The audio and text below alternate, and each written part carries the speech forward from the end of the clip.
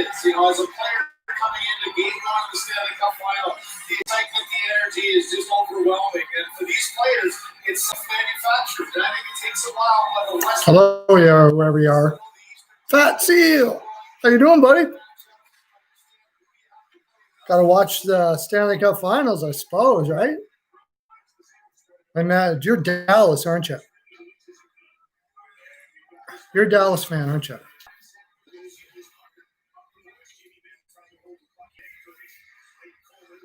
You saw me in Glengarry in that vid. Oh, okay. You saw me while I was in Glengarry? Is that what you're saying? Or you saw the vid that I was in Glengarry at? Is that what were you actually there and you saw me there? You didn't say hi? What the hell? Perlo, Jacob Buell. The video, yeah. Yoshis, holy smokes. Stofy, I don't know when I'm going to go live on TikTok again. I am doing fantastic. You're going Stars, right? Jacob, I know you're a Stars fan. I unfortunately have Tampa to win this series, though.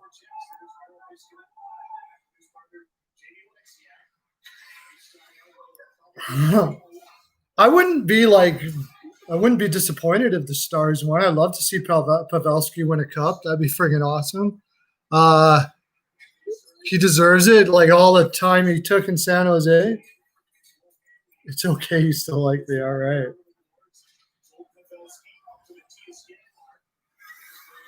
What about Bones? What about Bones? Who's Bones? Who's Bones? Oh, Bonus. Right. Yeah, Bonus would be cool. That'd be quite the story. I honestly just can't see it happening, though.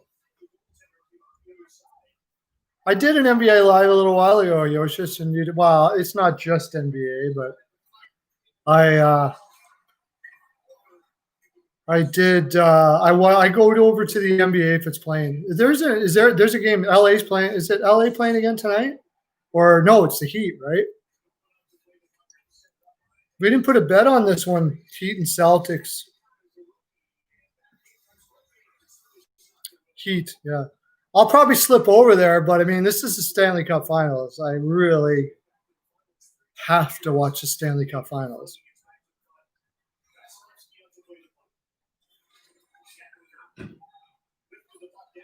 Starting. Oh, okay. No problems. Welcome. Come back when you come back. Why was Sophie's Doucette's message retracted? I don't understand that.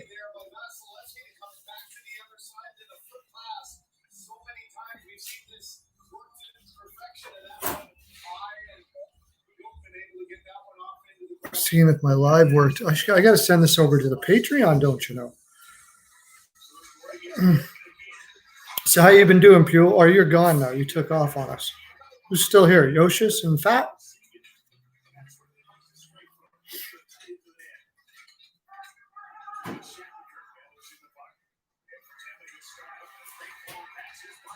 Oh, Barkley Goodrow almost got a breakaway. Did you see those guys that do the other lives? They pretty much do like play-by-play for every friggin' play that's going on. It's pretty impressive, I have to say. You can see why most people go over there.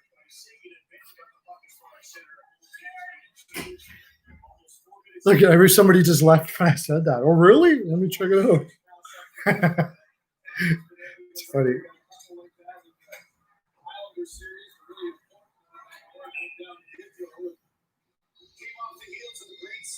On by Vasilevsky. Face-offs are always going to be important, and here's one that's in play from both sides, and it's Radulov that jumps on it. And how about the calmness of Vasilevsky? All Jamie Benn is looking for there is to get him to open up the find hole, get something to get underneath. And Vasilevsky stared him down, stayed calm, and was able to make two good saves there off the rebound. Joe Pavelski to take this draw against Anthony Sterling. Overall, Dallas has been a better playoff face-off team. Kyler Johnson with the shooting that Chris Joe Henry. Oh, who's there? Sorry, I'm just sharing this off here.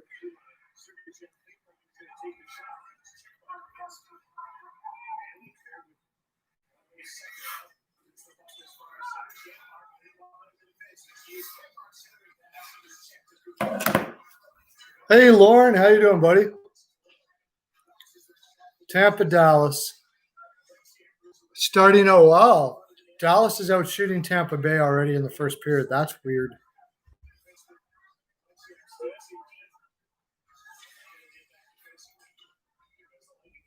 I didn't bet on this game because I didn't know how tired Tampa was going to be. If I had a lean, I would say Dallas, but I don't like to bet on the first game anyways.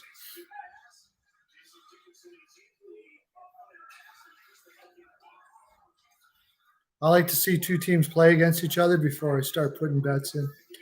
What do you got on this game, Lauren? You're going for Dallas, aren't you? But are you betting Dallas?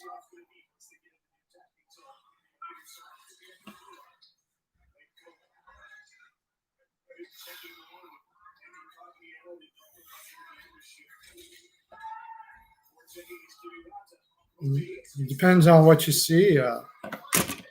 Oh, shit. Dallas got to go right away.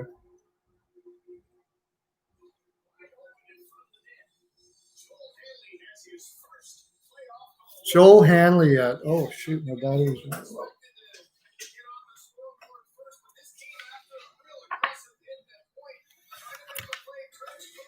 Oh, that could have been hitting from behind there.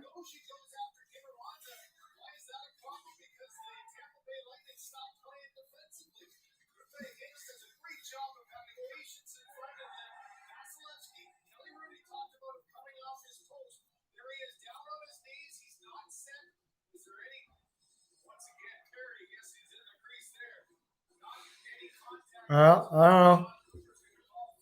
Early goal by Dallas. They've been out playing Tampa early.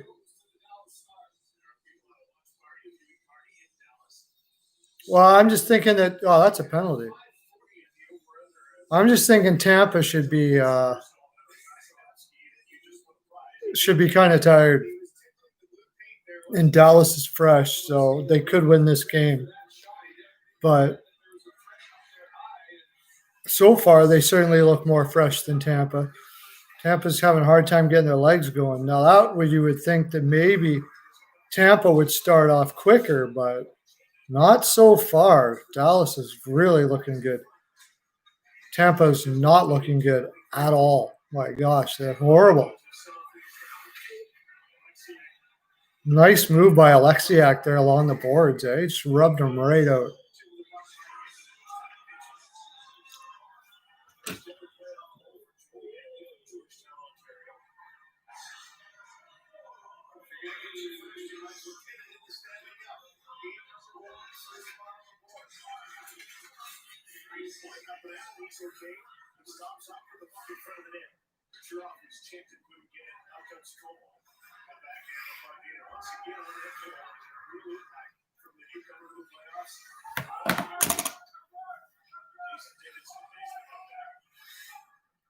Right now, I mean, Dallas is simply outplaying Tampa Bay. It's weird seeing Tampa outplay somebody.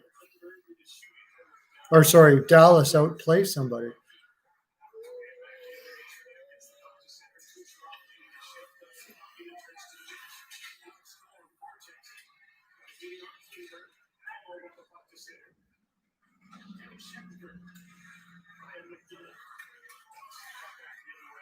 Yeah, I know. That's the thing. I don't know how tired they are here compared to Dallas. So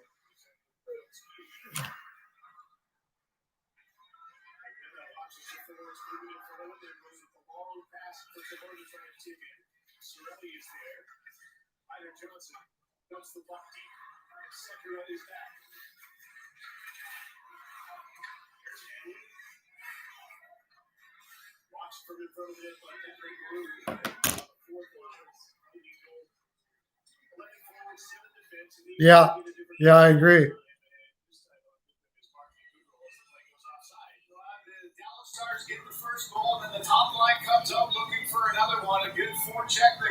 a funny bounce and right on the tape of Shen. And how about that collision of Radulov and Shen Whoa. trying to come back? Look, I can't believe nobody got hurt there. Radulov and Shen just smacked right into each other. This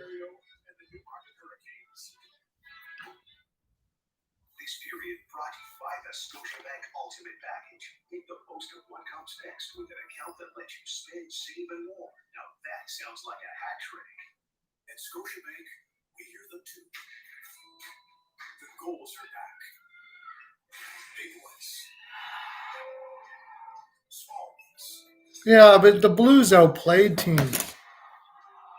The Blues didn't get outplayed last year. Goals scored today. To inspire even The Blues crushed teams. Like they, Bank is excited to celebrate the sounds of hockey. like I mean, in the sense that they physically dominated teams and pounded them down to the ground. I can't say Dallas really did that. It's just Vegas was holding their stick too tight. It certainly seems like Dallas was better prepared for this series or for this first game for sure, though. Right now, get 0% financing for up to 96 months. Oh, the coach change. Oh, yeah. Well, a little different, though, because Montgomery, it wasn't a choice. They had to. Montgomery got on with somebody, with another team now, right? I want to say St. Louis, but was that it? Montgomery's an assistant now again. Good for him. It's good to hear.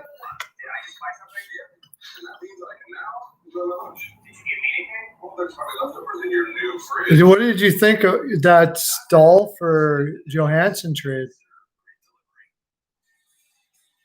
Runway's a busy place to the dressing room once again. With Shen after a collision with Radulov, who's just started out the dressing room after testing his knee on the ice or his leg on the ice during the TV timeout. Okay, his line got the goal, is on the ice here now. A board battle between dimensions. I don't think Stahl's going to go to Buffalo. I don't think they were trying to get rid of him. I think if they wanted to, they already would. It was weird. The thing that I didn't understand was he had a no trade clause, and he was surprised to hear about the trade. But they must have told him before and asked him if he would go. I would have to think, right? But I don't think he's going to Buffalo. I think he's going to retire. In which case, it'd be great for Buffalo because they just got rid of $4.5 million in cap space that they did on a player they didn't really need. Because they don't need wingers as much as they need centermen. If Stahl does go there, I mean, there is some logic to it. Like, he played with Skinner, and of course,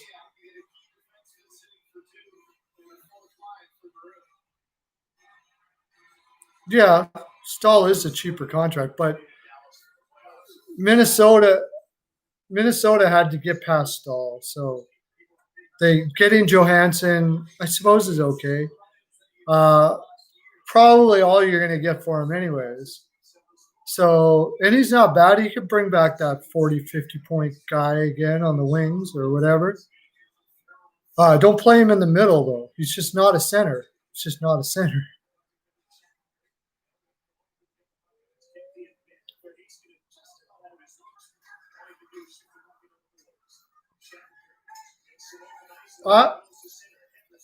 I was listening to Sirius Radio. You don't want to. You want to move your family to play in Buffalo, or you got to go and not see your family for practically a year to play in Buffalo, where you don't have a chance for a cup or anything. Yeah, well, why go there? Why go there? The guy Stahl doesn't need $3 million that it's on his contract or whatever. I don't know. We'll see. And for Really? He hated playing with Skinner?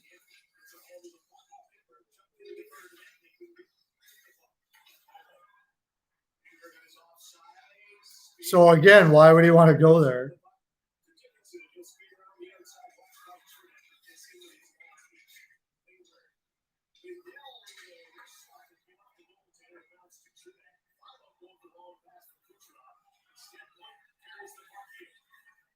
Which would be with Skinner. Probably. Skinner stopped playing with Eichel quarter way through the year. Not even. Who's he going to play with there? What's his name?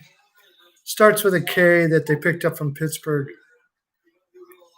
I mean, they're going to do more to that lineup yet, for sure. They got to get a winger. If Stahl goes there, then I guess they got a second line center for 1 year. Maybe more if he keeps on signing 1 year contracts.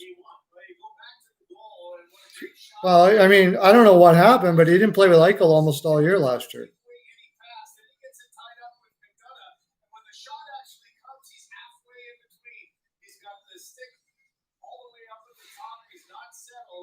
I think they're going to mistakenly trade their first round pick for a winger, possibly like Goudreau.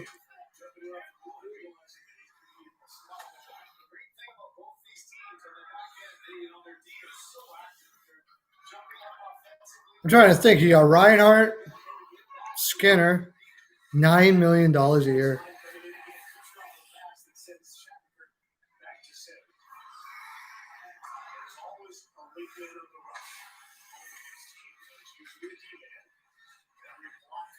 Maybe. I don't know.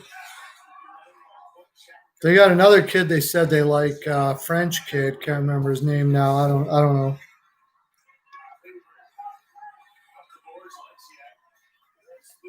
I heard rumors that they're going for Darcy Kemper. That gets me excited. Very excited. Why? What?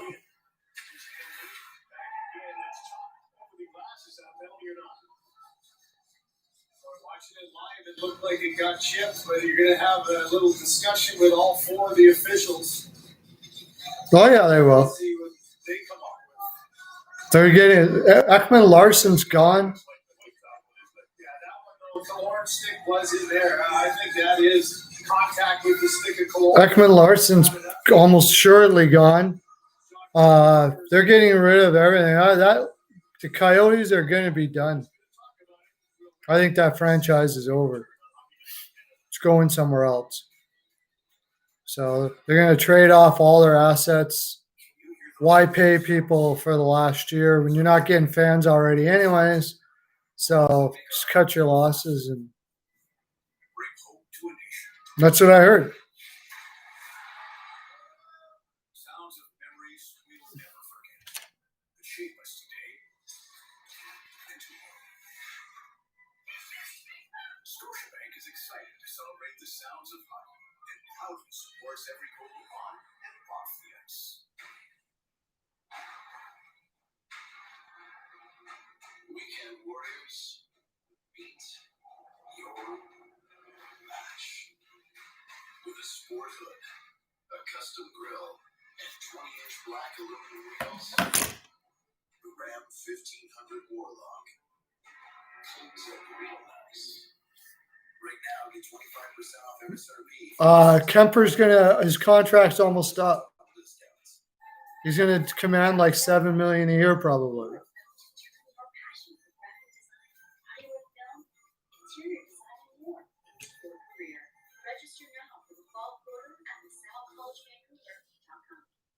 Our lives have changed a lot. Milking tires to keep you safe with physical distancing guidelines, digital technology that you can access online, contactless drop-off, and enhanced vehicle sanitizing. Okay, tire service, repair. Yeah, they're gonna have to pay him. They don't want to pay. They're probably maybe got 2 years left in Arizona. Not to mention with the cap now, not like, well, it doesn't really affect them. So they're lowering their internal cap. They're going to roll with Ranta and Hill. And if you're going to get rid of Ekman Larson, I mean, you might as well do a complete rebuild because you got nothing. You got nothing on that team if they trade Ekman Larson, and they're definitely sounding like they're trading Ekman Larson. So Darcy Kemper will be gone. And not only that, it's pretty possible that you trade Larson, Kemper won't sign shit and just leave for free agency anyways. Why would you want to stay there?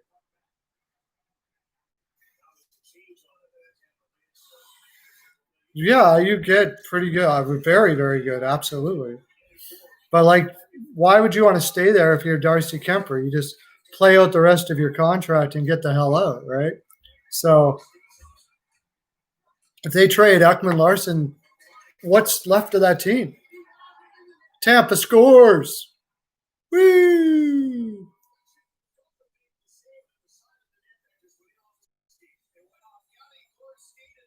Tampa gets a lucky one too. Clayton Keller, yeah. I don't know. Is he gone too? 7 million. He's a young player, so they'll probably keep him on for this quote rebuild. But I'm pretty sure, like, if I'm Darcy Kemper and I'm playing for that team and I hear rumors of Ekman Larson being traded, I'm like, I pretty much will go up to management, call management or whatever, and say, yeah, you can pretty much trade me too. If you're going to do that, you might as well trade me as well. You got to think about it. It looks like Arizona's going to lose their team, okay?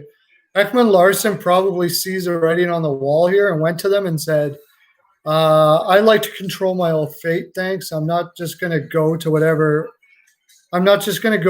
team. I don't even know what city or anything. So I would like to be traded. And if a player does that, you can't. What are you going to keep them on? It doesn't make any sense, right? You're going to sell this team to another. You're going to be either selling this team or you're going to be moving to another city. You don't want a guy not happy on your team ever. So it's a bad situation, and you probably just tell a guy like Ekman Larson, I understand. Well, we'll find the best deal we can for you. Just hold on. And then if I'm Darcy Kemper and I hear Ekman Larson saying that, what's going on there, I'm like, yeah, I'm not going to sign here either, so you might as well send me out. Yeah. Yeah, it is too bad. It's too bad. I really wanted Gianni Gord has 6 goals and 7 assists in the playoffs. Wow, I did not know that. I really got to start paying attention to stats more. Yeah, you got to feel sorry, and it's bad for the league. Having a team be successful in Arizona would have been sweet for the league. Now, I think we mentioned a couple places they may go.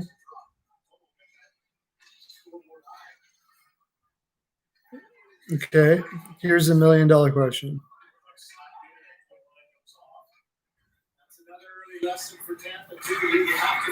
You would think that they already picked somebody, but they just haven't revealed it. I would imagine, maybe not.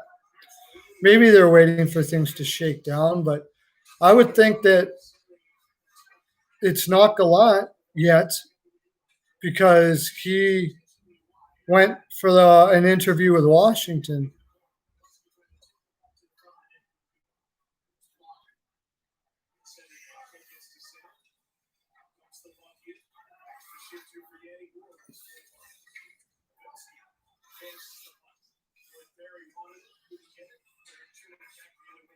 Oh, what a giveaway. My gosh, that was a terrible giveaway. I don't know if Robinson, from what I understand, Robinson didn't like coaching too much. He likes being an assistant. But I could be wrong.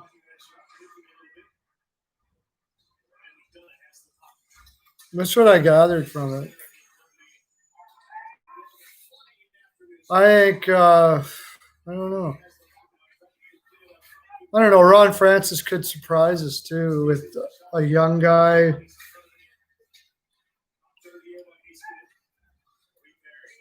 I doubt it though. I doubt you go with a young guy with the team that's just been made. You know, you got to start right from the get go. You got to go with a philosophy right off the top. Larry Robinson would play the Ron Francis style, though, would coach the Ron Francis style.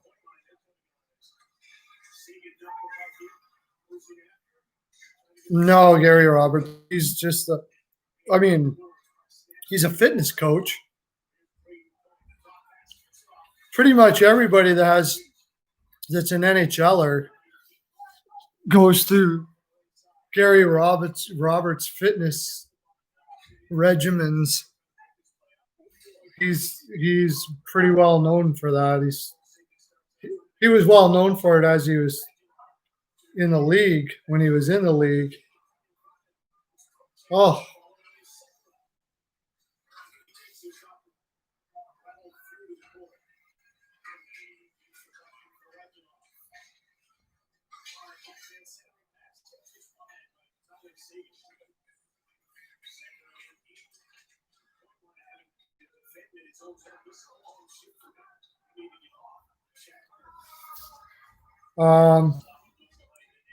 but besides that, I'm not sure. And you think with all the coaches that were gone, but I'm pretty sure they've already got one in mind. They already have somebody picked,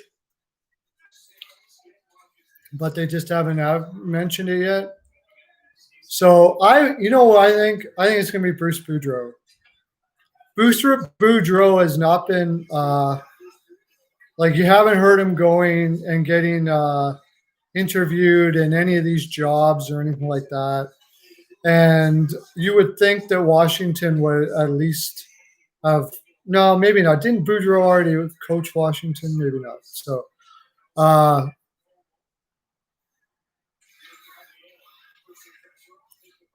I get a feeling it's going to be Bruce Boudreau.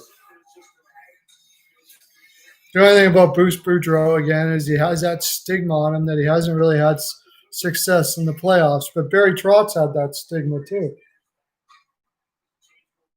But for a guy, Boudreau's a pretty laid-back dude, and he's going to be working with a roster that's like, if he got picked, he'd be working with a roster that is all new. It just seems like the guy that would be able to calmly be able to work that situation through. Besides that, I don't know. Gallant may have a bad taste in his mouth about going to another expansion team, but I wonder, you know, if you give him $6 million for 6 years, the hell, give it a shot. And if they want to let you go after that, then you still got 6 years of $6 million. So pretty much guaranteed money.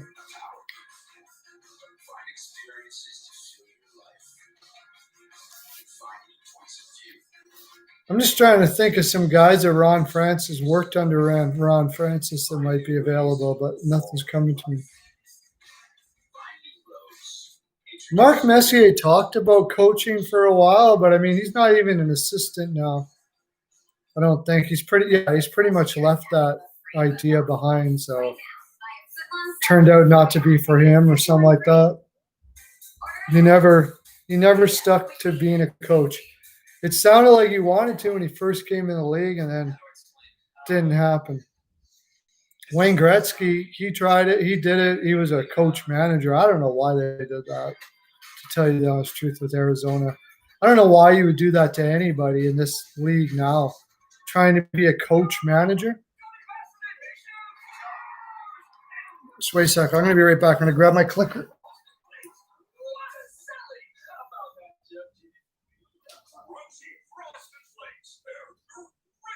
People say at Napa Auto Pro we do suspension, brakes, and tires. Regular maintenance, simple maintenance, overdue maintenance. Always with a smile and a Yeah, I thought about that right after we finished the video. I thought about that. You're the one that put the freaking gave me the not unlike on my video too, didn't you? I thought about that, Raj, right when I finished the video afterwards, like, oh, I forgot to mention Raj. Oh, you didn't? Oh, okay.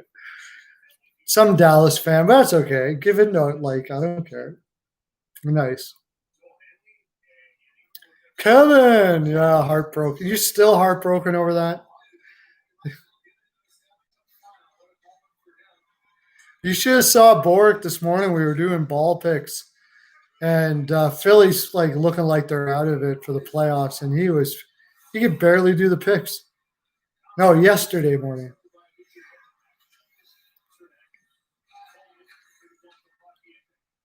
Yeah, the Islanders played well. It's going to be interesting to see what the Islanders do now. It's going to be interesting to see what the Islanders do for the rest of the season now, or for like in the summer. That's going to be very interesting. It's that Barzell contract,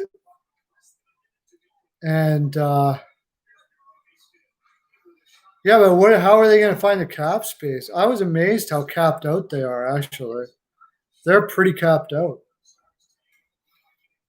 They need another defenseman for sure. And Ekman Larson's available, but it sounds like Arizona only wants picks and prospects. How are you going to fit $8 million?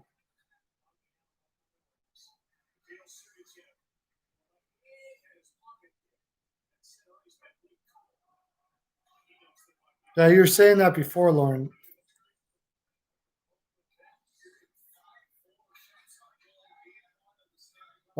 Bailey had what? How many assists did Bailey have? 20-some assists in the.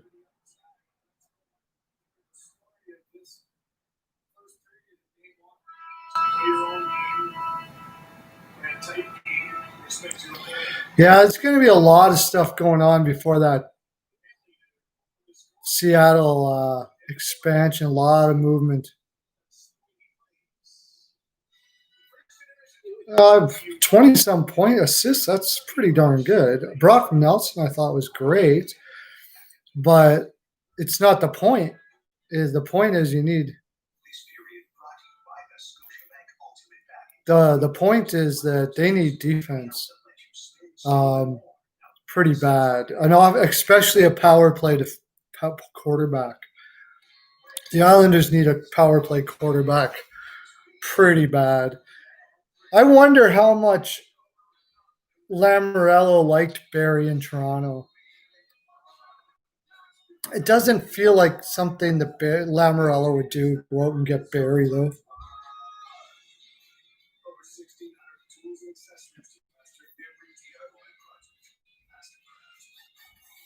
Yeah, that looks like the better. That looks like the better pick now, doesn't it?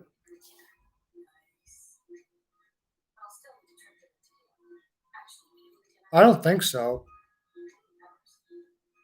The Canes would be in the defense category, I would imagine, but they got a pretty stacked team all around. As it stands right now, probably they'd lose Fleury. Going by what I think Ron Francis is going to do. Ron Francis is going to find the best young players he can find.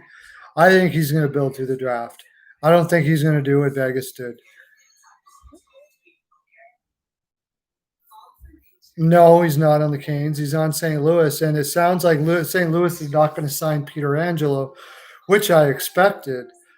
But I think I might disagree with you, Lauren. Here, I think Falk is going to be a lot better than people think next year.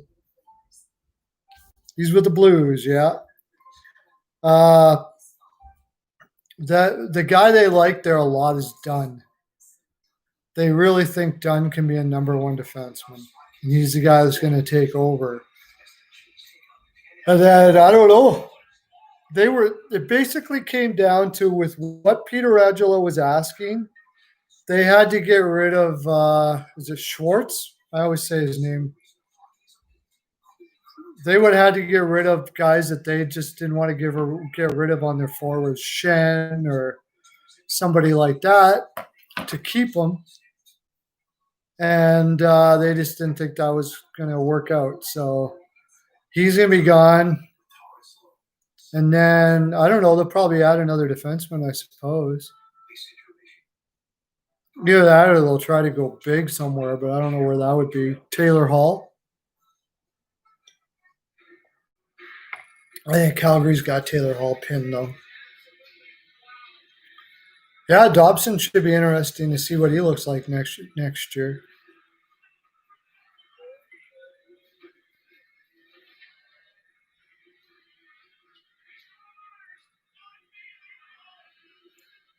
Yeah, you can't take Bean, though. Eh? Bean hasn't played in the league, so. Who's going to be? Hamilton, assuming you keep him. Hamilton. Oh, it could be Brady Shea, too. If Brady Shea's there, I don't know. Who are you going to protect?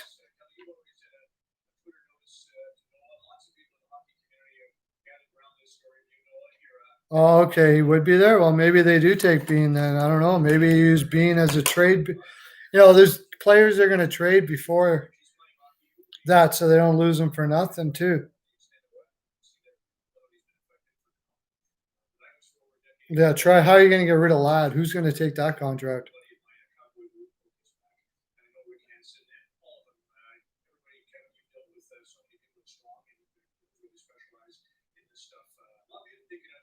What about Shea? I don't know. Pesci's had injury problems. I might go with Shea over Pesci, to tell you the honest truth. Maybe trade Pesci away. Gave up a first-round pick for Shea.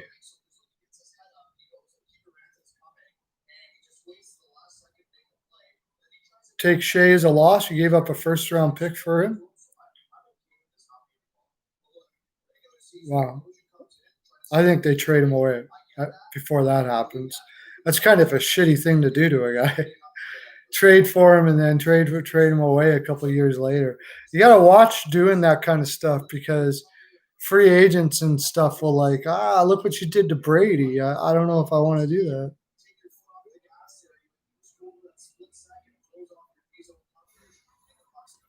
Yeah, Pesci's. Yeah, it's a tough call. I understand, because Pesci's a beast when he's healthy, but.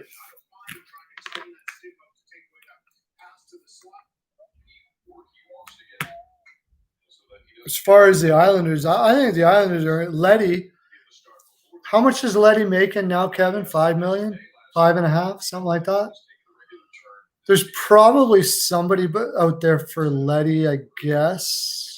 But you're not going to get much back for him now. He's been going downhill for quite a while, so.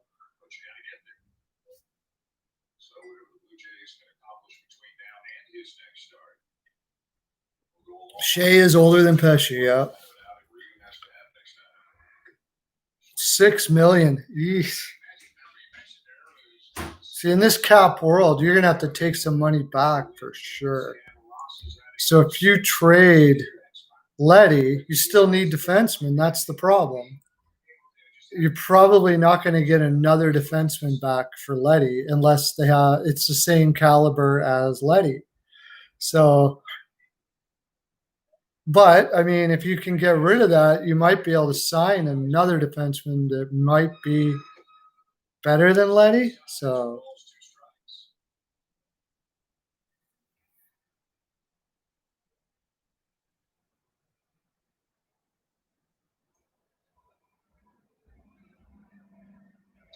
Just a few months.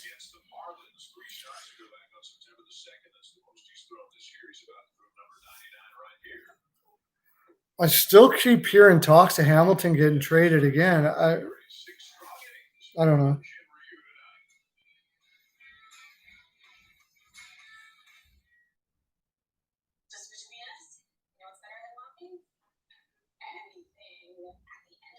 Well, I mean, I think that's incidental. The flat cap is simple.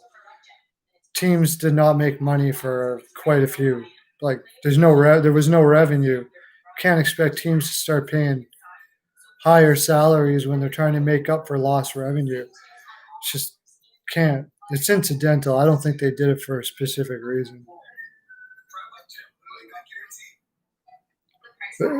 Already, the expansion rules are great for the expansion teams as it is. Like they're going to get some good players. You can get good young players like Fleury in an expansion draft. Ask Anaheim and Ottawa if they had anybody like that. No. You go to some of these really deep teams, it's going to be interesting, some of the guys that are going to be available. I don't think they want to be anywhere near as good as Vegas. They want at least for the first 2 or 3 years a top 3 pick or top 5 pick, I would imagine.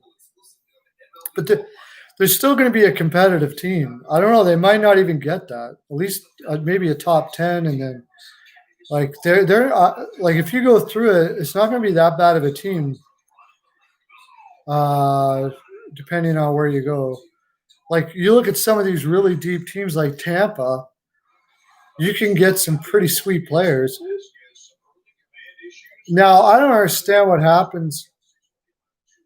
You got no movement clauses. Like Tampa's got so many NMCs, it's crazy. Like they might have to give up like a Yanni Gord or something like that. I mean, that would be killer to get Yanni Gord and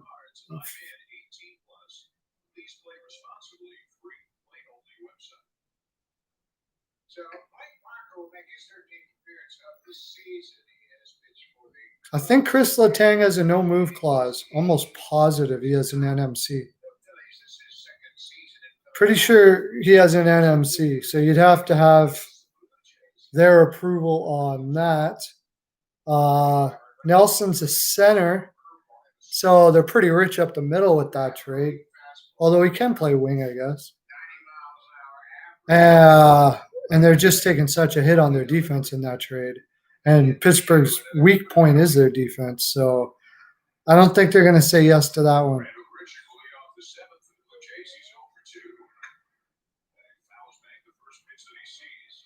They already know that. They don't need to tell them that. That had to be the ownership's expectation coming in, that they were willing to build a dynasty there, not just go for like as many players as you possibly can.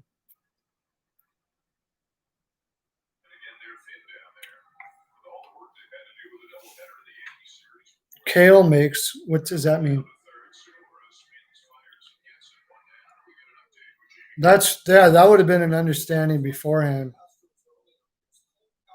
Cal McCarr, he's on an ETC right now. His first contract is going to be huge. It's going to be more than Shabbat.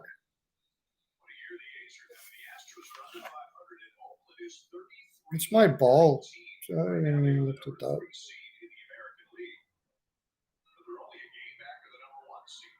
Kale, yeah, he hasn't got his first real contract yet. He's still on ETC, which is like, what, $1 million?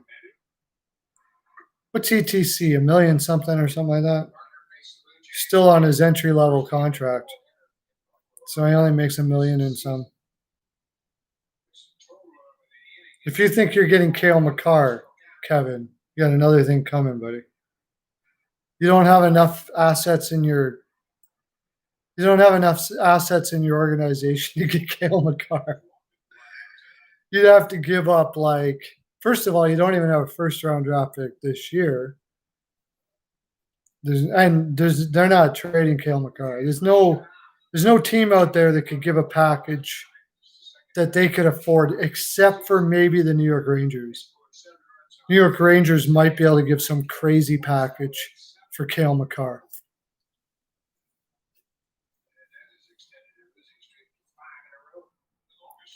Like, what would it take for fun to get Kale McCarr without giving up Panarin or Zibanejad? No way they're trading Boston, McAvoy. You don't have enough assets to get him either. You might be able to sign Krug as a free agent. That would be a good idea. Trade Letty for some picks or whatever. Sign Krug. That would be a good idea. But I have a feeling he's probably going to sign in Boston, or I don't know. If not, he might go home to Detroit. But if you can find a way, that would be killer. That's something the New York Islanders, somebody at New York Islanders could really use.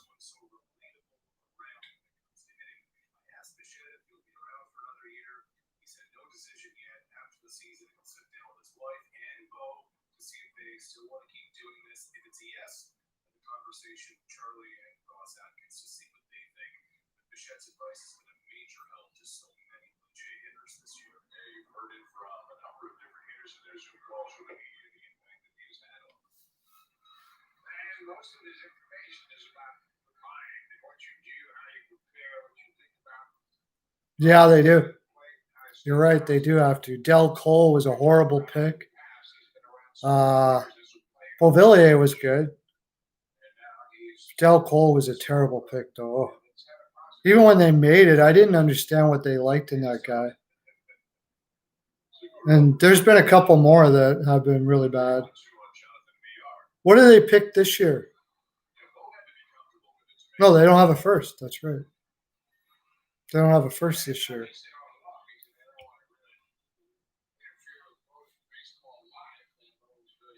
I heard that they were considering Gar Snow in Florida. That would have been something else.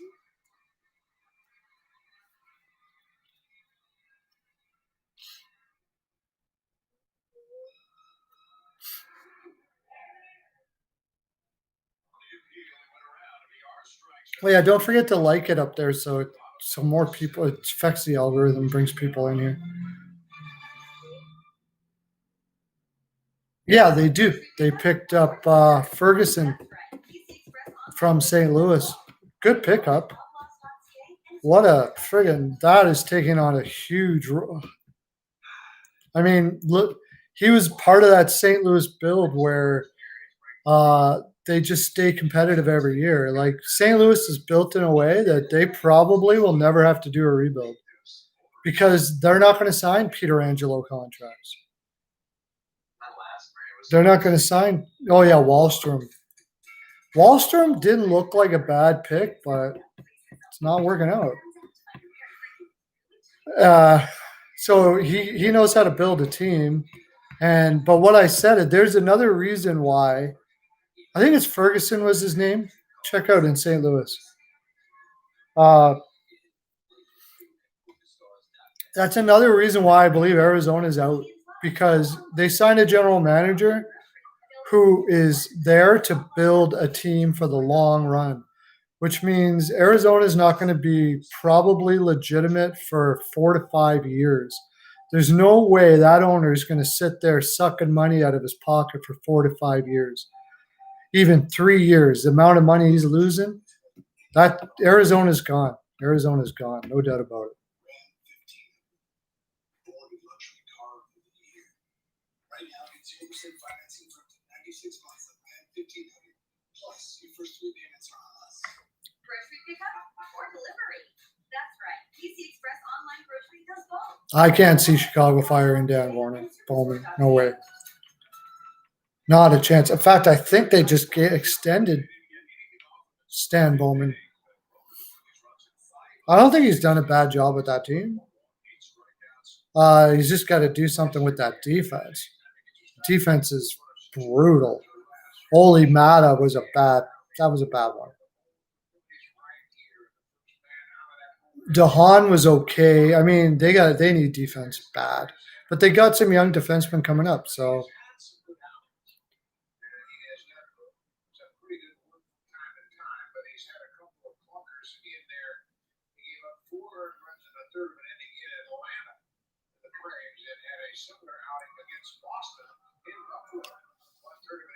guess what, Lauren?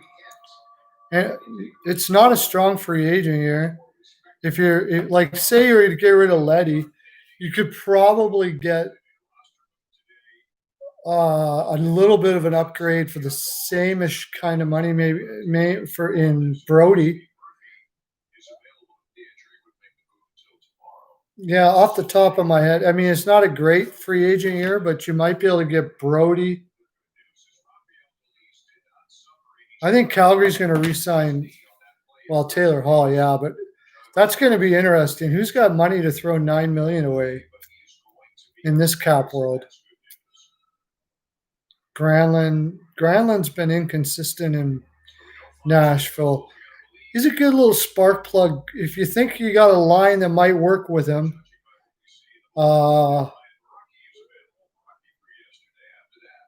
Krug, I'm thinking Boston will do everything they can to get him signed, but they really like that. I always forget his name. Starts with a G. Greik. Can't remember his name.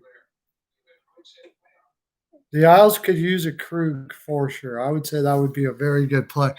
That would be if that would be the perfect if you were to say any player and he's for sure going to go there out of the free agent market for them, I would say Krug would probably the best one, but I don't have the free agent list right in front of me. So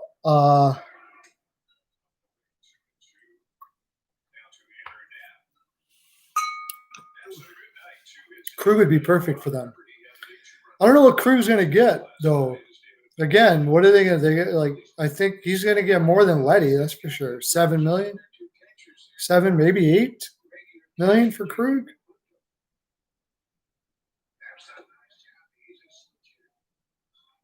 Now that's going to be interesting. What happens in Dallas? You got a chat. You got an opportunity now. They've got Odermeyer coming up, young, solid first-round pick that they picked up. I think I could be saying his name wrong, but possibly they look to trade Bishop and roll with Hudobin until this kid is ready.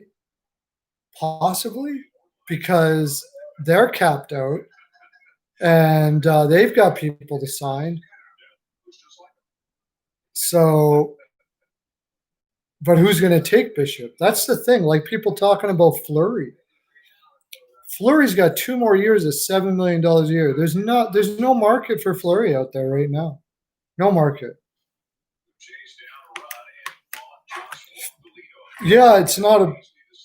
He is. I don't know. You let Udobin go and fly with Bishop? Worry about his injuries? If Bishop doesn't pan out, then what?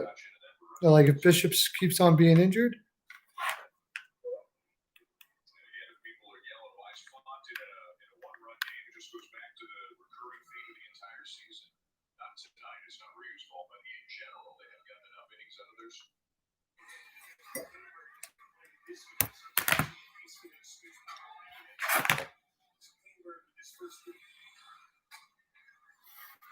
Yeah, 8 million cap space, and they got to sign Barzal next year. Is it this year or next year?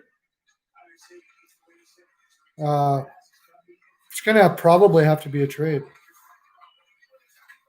I don't think your Canes are. Well, I hope your Canes would go after Bishop, but they'd have to show me they'd be willing to pay for a goaltender first. So far, they haven't shown that they're willing to pay for a goaltender. It's kind of the problem with Carolina. Reimer and Mrazek just don't cut it. If they're willing to pay for a goaltender, then yeah, that wouldn't be a bad idea. But I mean, what's Bishop making? 6? How much is Bishop making? I can't look it up right now because I'm talking to you guys, so I got to rely on you guys for that. Is he making it 6 million a year?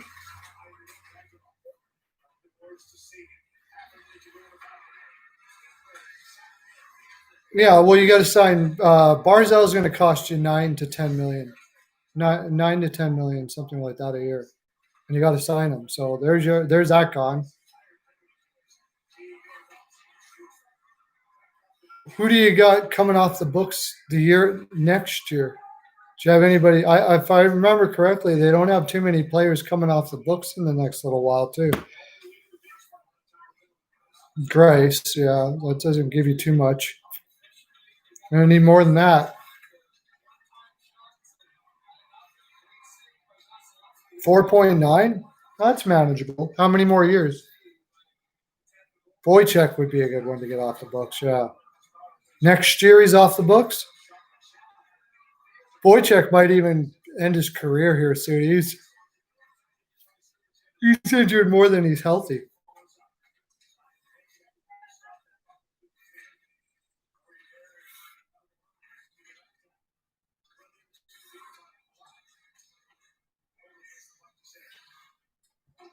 Two more years for Bishop.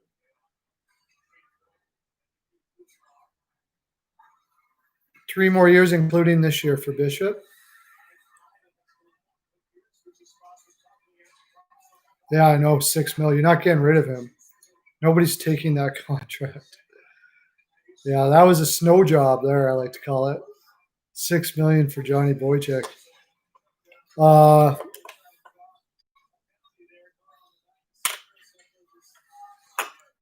Yeah, he's probably still got 3 good years left in him anyways.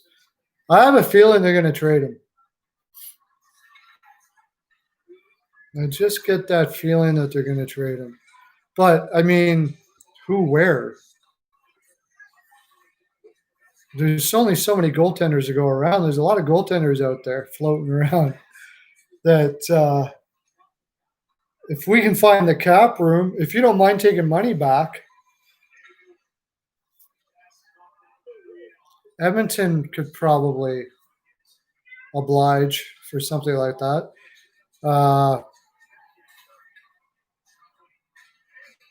But we're capped. We're capped out. You'd have to take money back. Like Edmonton might take Bishop.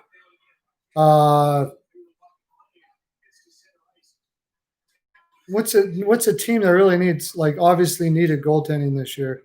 Florida, but I don't think they're getting him. San Jose, they'd have to get rid of Jones somewhere.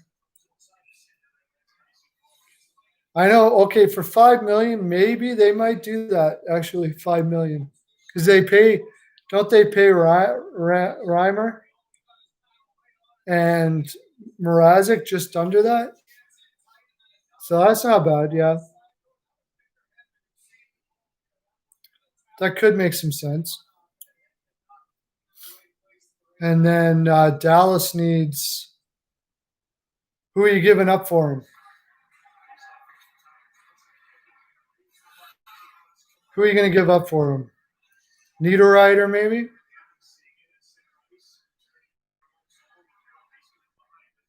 Ladd's going to have to go on injury reserve or something. Reimer gets 3.4. How much does Mrazek get? 4? I think something crazy like 4 or something like that. Hey, Yoshis, how you doing? Is basketball on now? Mrazek only gets 3.1, so they're getting one goaltender for $1 million less. Who's winning? LA's going to destroy. No, it's.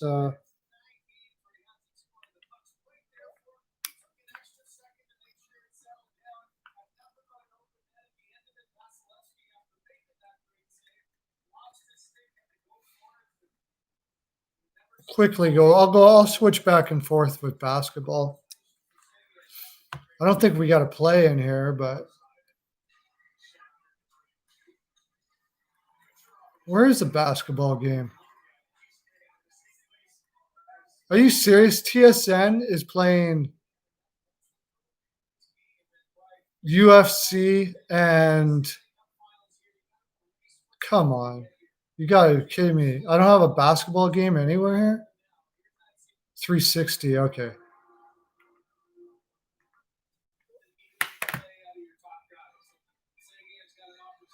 So anyways, yeah. So you're getting a stud goaltender who might get old on you at $5 million, but you're going to have to get rid of Reimer's contract. One of them is a free agent, right? Do they both have terms still left? One of them's a free agent, aren't they? They both have terms.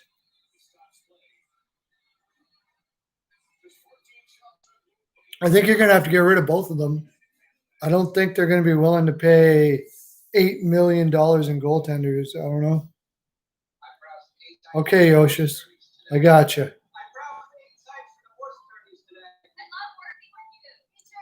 For 1 year, yeah.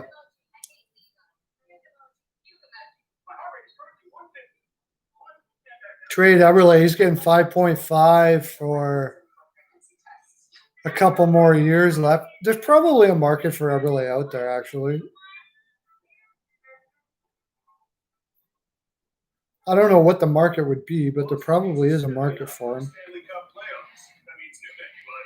Teams always are looking for scoring. 50-point players are not as easy to find as people think. 50, 60-point players. A team that's like super suffering on offense. How old is Eb now? 29?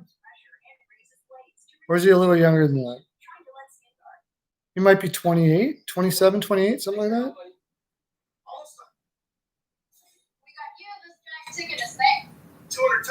Give me to think about that for a sec. Where would Eberle go?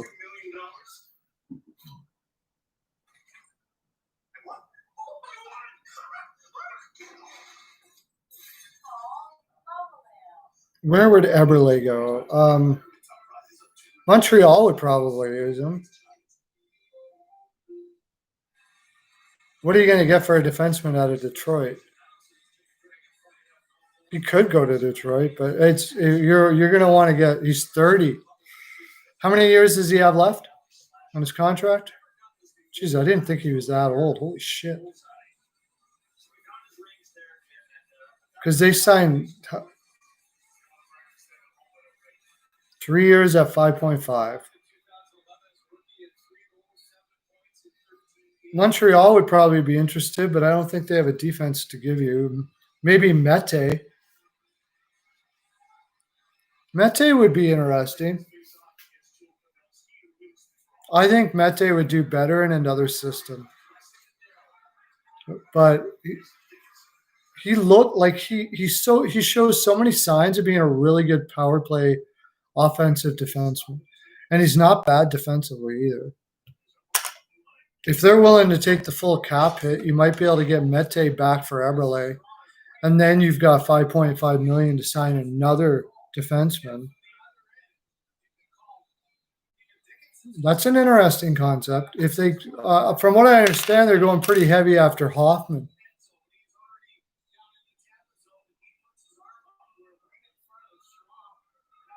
Niederreiter? You could probably package Niederreiter to Dallas for Bishop. I would think they would be, at least they would think about that. Because Niederreiter can play. Like he can, they need points. So I think Eberle to Detroit. He's 30 years old. I think Stevie Y is really sold on getting younger. They got enough veterans there. I really don't not getting younger, but really sold on rebuilding through youth and the veterans they have there. So I don't know if he would do something like that. But how much is Dzingel making? 3? You can find a home for both of those guys. I'm sure you could in a deal.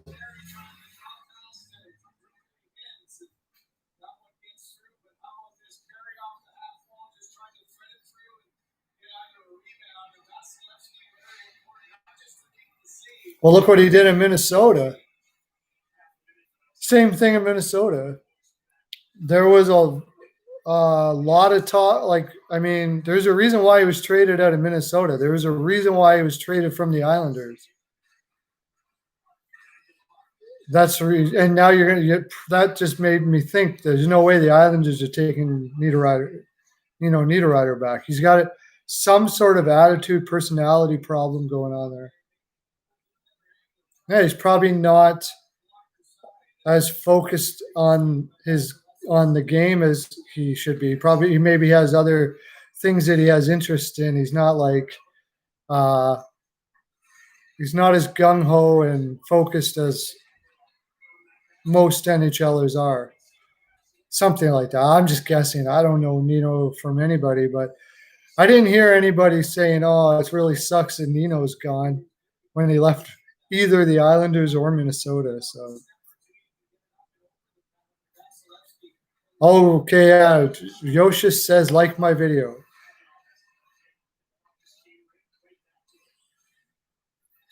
Yeah, but Nino has always been inconsistent, right from the time he was with the Islanders to Minnesota, everything. And Bruce Boudreau and the manager there, he was constantly on the trade rumor lists, trade rumors, and he was always on the block. And now here he is in Carolina, and he's on the block again. So that must tell you something.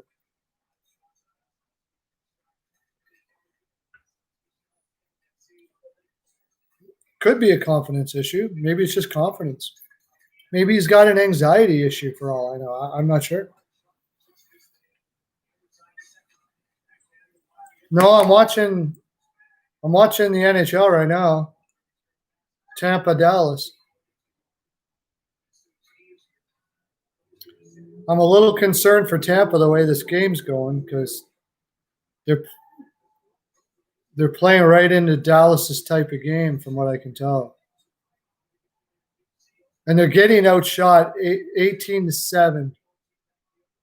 Tampa is. So I was right. They were tired. I could have took Dallas in this game.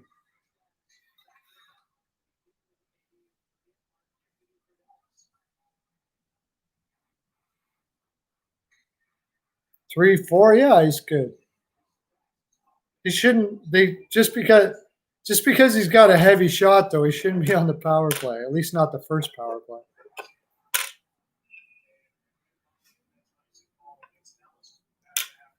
What is he getting now? I was surprised with the contract he took to begin with. It's like 6 or something like that.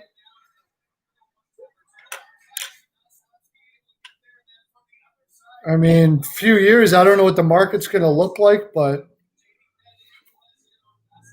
probably 11 to 12 million.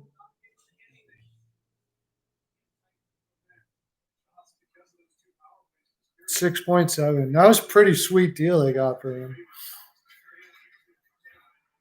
That's looking like a pretty sweet contract right now. I mean, I think you're asking me what the market's going to look like in a couple of years. I don't know. With Adam Pellich is one of the best young shutdown defensemen in the game. Him, Lindgren, Corvo come to mind. I guess Slavin can be considered young still. I don't know. But I'm talking about young. Yeah, Pellich is great.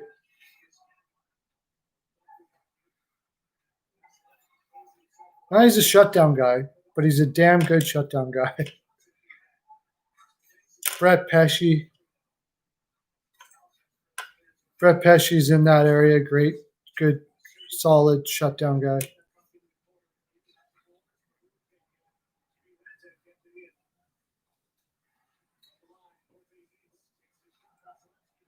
Dallas has got a minute more possession time in this game.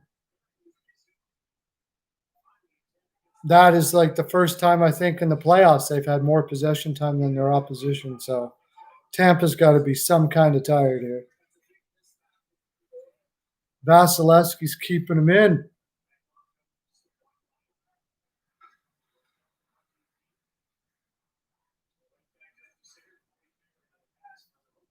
Dallas certainly looks like they got more legs, that's for sure.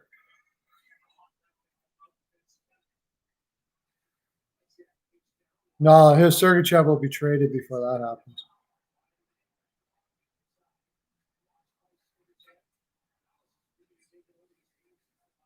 Oh, that's probably Bob Probert because he could play.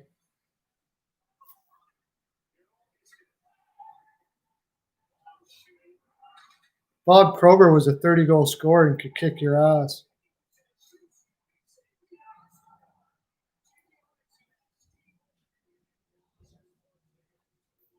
Two to one Dallas.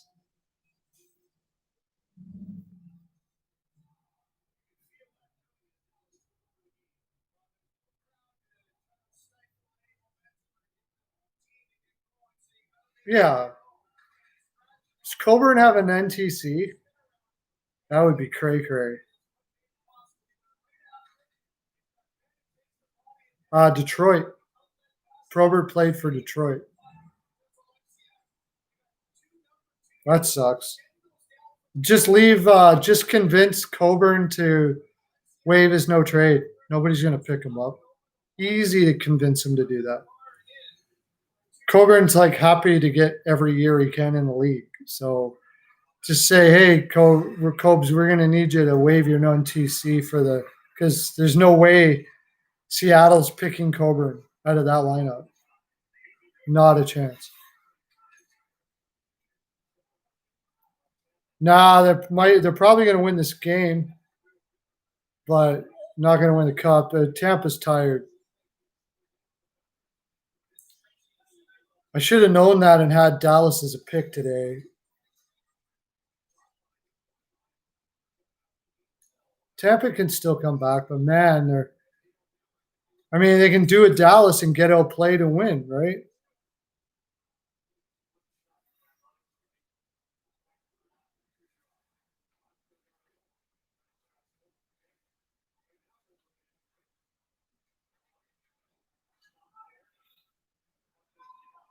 There we go.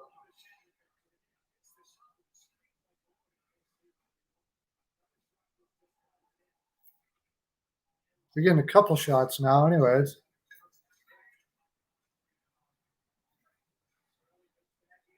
Ten shots in almost the second period over. Not too good.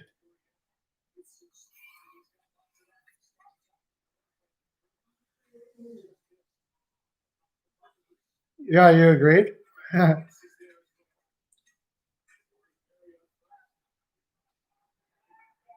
don't know. I heard it was $6 million. I heard it was the same thing that Babcock got in Toronto.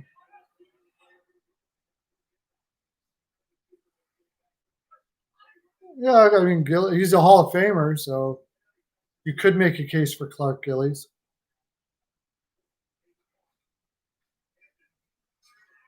But I even think Clark Gillies would tell you Bob Probert.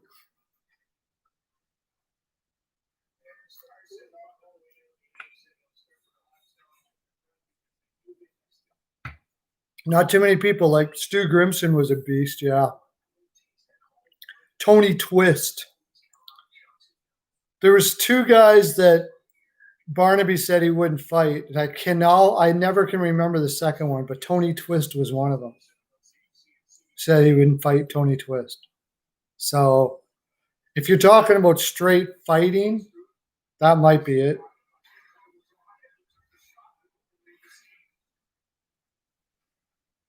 Yeah, Barnaby's awesome. Barnaby's one of my fave all-time players, by the way. I love Matthew Barnaby. He would have been if he played back then, but he can play. The thing about enforcers back then is quite a few of them couldn't play. They could barely play. Like, they shouldn't be in the league for their skill. But Matt Martin can play. There isn't an enforcer now. Reeves can play. All the enforcers, I guess you would call them enforcers now, can play. There's no such thing as a goon anymore. The last goon was probably our safety guy. The head of safety in the NHL. And he actually couldn't play too bad. But, oh, what's his name? Starts with a P.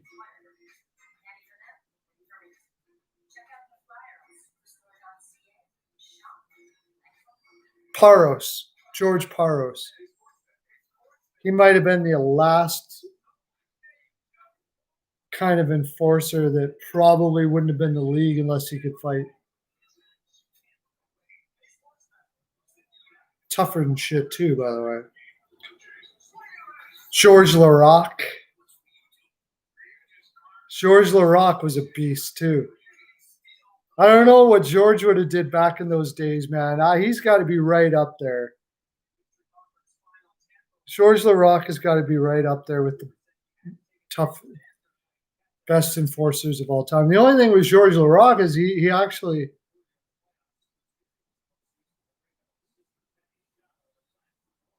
I wouldn't say he's the only skilled enforcer that there is. He's the most skilled enforcer that there is right now, for sure. Simmons and that was in Philadelphia, that went to Buffalo. Is that how it went? He he went to New Jersey. How did that go? Philadelphia, then he went did he go right to New Jersey, or did he go somewhere else and then go to New Jersey? Maybe he went right to New Jersey and then went to Buffalo.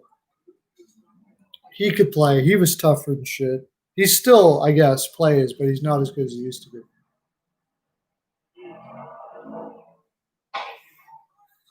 Oh my God, what, Lord?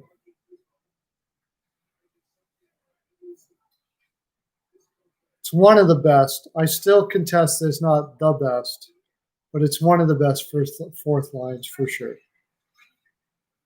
Tampa's fourth line's got to be right up there. I off the top of my head, I'm just thinking. Oh, did he? Here I am watching.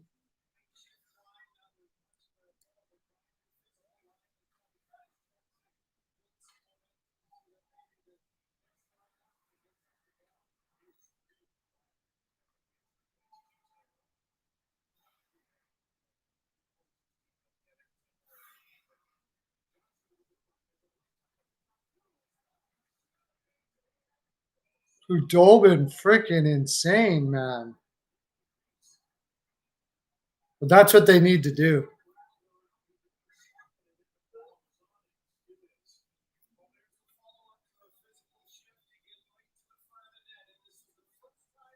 I don't think they look.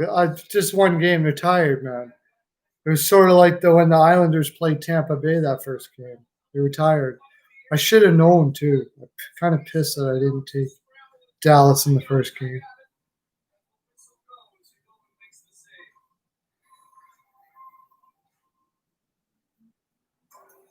Tampa just looks tired. Next game, I put all the money on Tampa. They could still win this one. They got the shooters to be able to do it.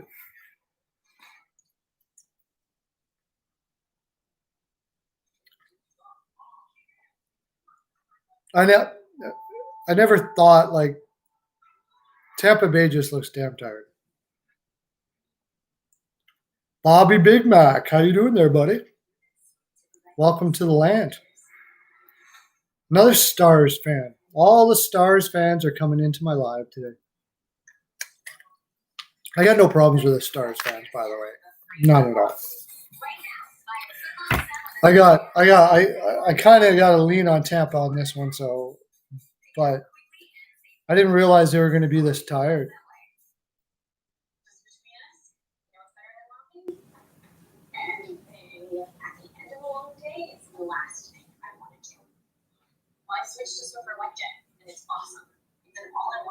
Why do you say that, Lauren?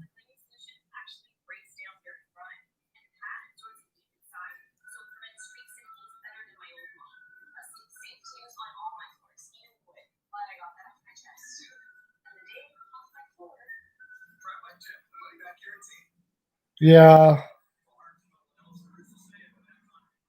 How are you going to copy the Dallas team, though? I mean,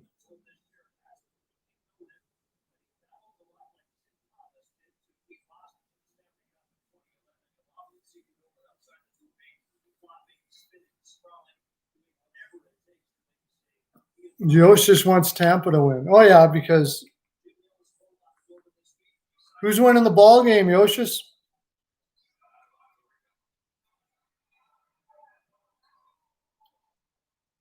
Boston's up 16-9 on Miami, huh?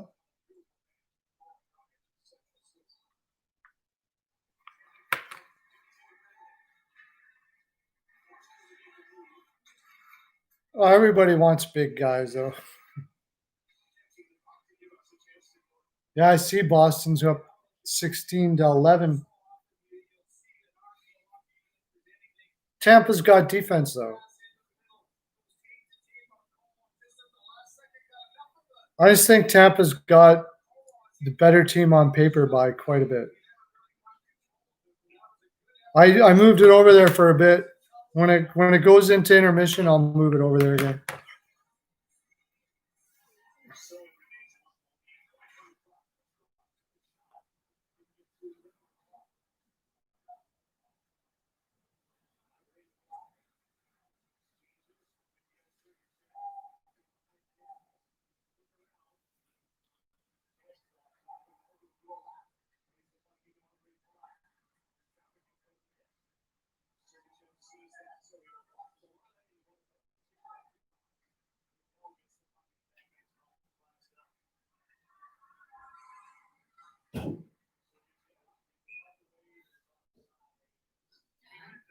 Yep.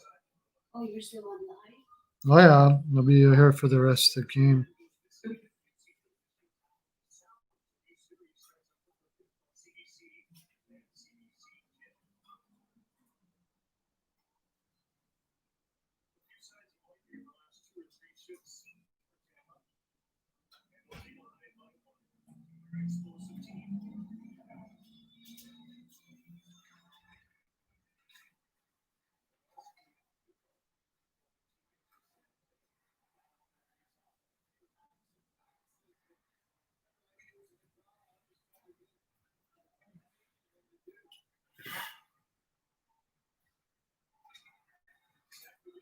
Yeah, I mean, you can't say Tampa doesn't have that either.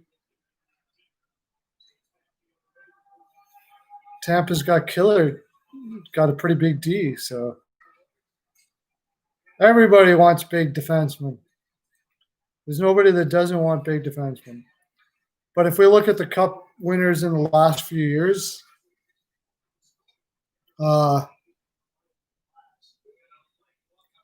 St. Louis, yeah, I mean that they certainly they just had a big team. Washington Capitals, like, yeah, big is important. There's no doubt about that. Having size, being heavy, is important. And Toronto doesn't seem to get that.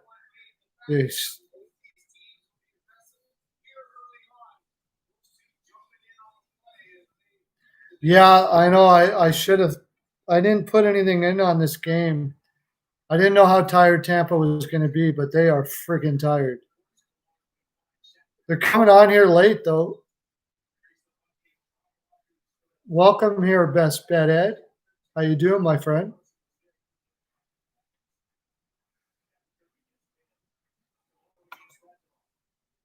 If Toronto got what? Size up front? Yeah, but they have no cap room to get size anywhere. Or anyone for that matter. That's the problem. They're gonna have to trade Nylander. How you doing, Ed? Thanks for coming in, man. Size on defense, yeah. Yeah. They're probably gonna try to blow their whole lot on Peter Rankin. Haven't heard from you for a while. Have you been doing picks? Haven't seen you doing picks or anything.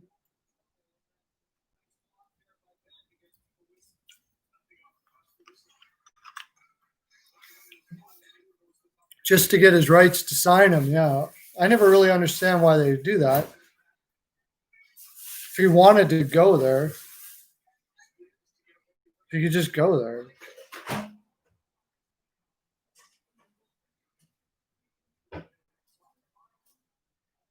That's okay.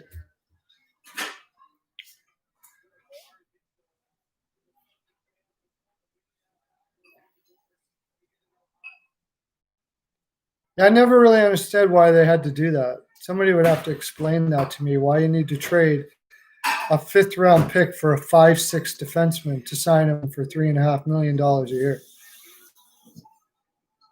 Somebody would have to explain that to me. I don't get it. Just to show that you really, really want him and make him feel good so he signs?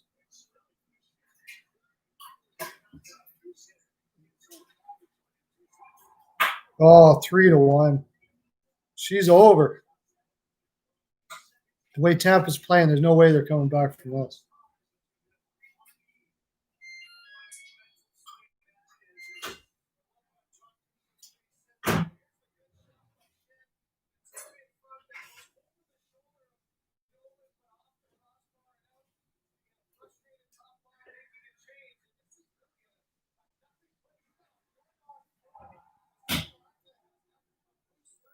I guess. We'll see. I mean, it's not like they don't have size on their roster already. That's not really the problem. Weber, Sherratt, Petrie.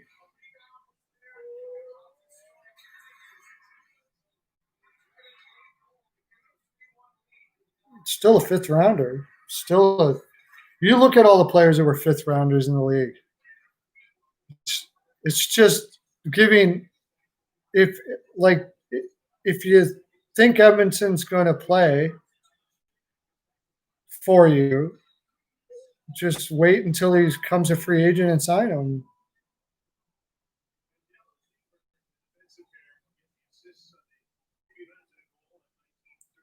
I don't know. I don't know how many teams were going to give him more than $3.5 million a year.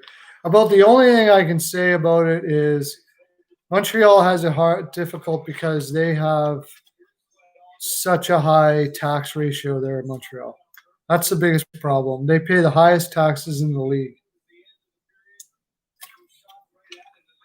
So I suppose they figured they needed to bring him in and butter him up and everything, show them around the city, and say, I don't know if Edmonton ever thought he was going to get that much money.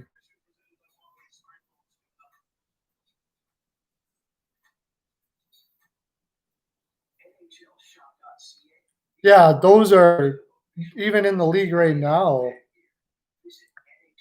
You can. Montreal hasn't been able to find much of anything for quite a while. Basketball is on a commercial too.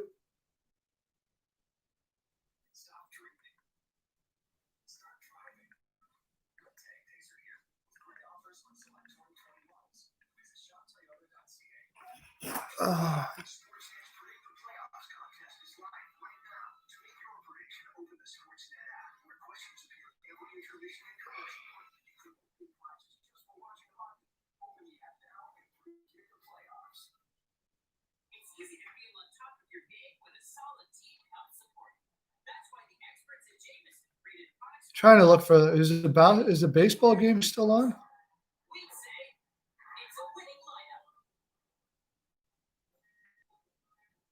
Oh yeah. No. It's not on. Oh yeah, it is on. Baseball game's still on. I need Toronto to win this. And they're losing 2-1.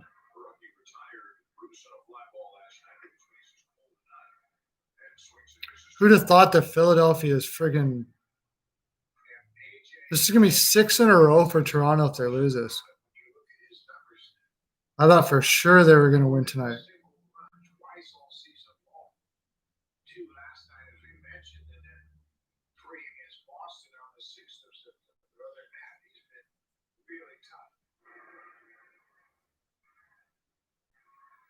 There's a lot of guys. I mean, it's giving up a fifth, but like I said, Montreal has a tough time getting free agents. So I imagine they brought him in. They showed him around the city. They because Montreal is beautiful. Their taxes are high, but it's a beautiful city. So you kind of got to go there. And once you do, the culture is. Yeah, they did get him signed. Yeah, I know. All I'm saying is, Montreal has a tough time signing free agents. So because of the tax structure there. So I suppose they figure we'll drop a fifth. We'll bring him in, show him around Montreal, show him like maybe talk him into possibility of thinking of him being having a position in when he retires or whatever. I don't know. All of these perks, give them all the perks they possibly can outside of the actual salary, and just butter them up as much as they possibly can. I'll tell you, like you hear the taxes in Montreal, and you go, "Oh, I don't know if I want to go there." But if you actually go, like a lot of times, like people go to Montreal, the players go to Montreal, they don't really get to see it all.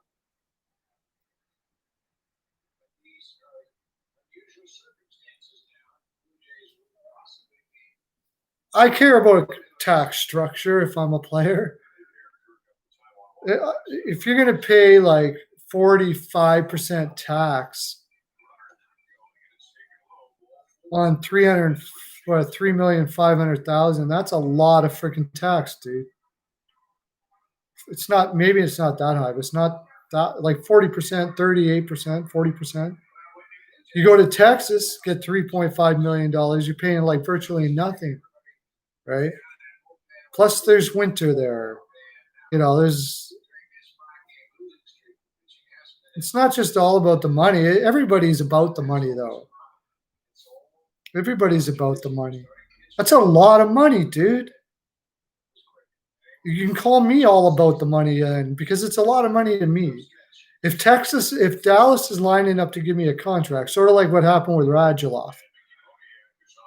Radulov, it was between Radulov and Dallas, and basically Dallas offered him what's he getting, 8 million or something like that, and Montreal offered him the same amount of money. But he's looking at it going, okay, if I go to Dallas, I'm making 7 million a year. If I stay in Montreal, I'm making $5.5 million a year, $6 million a year. Actually, the taxes for the wealthy in Montreal are very high.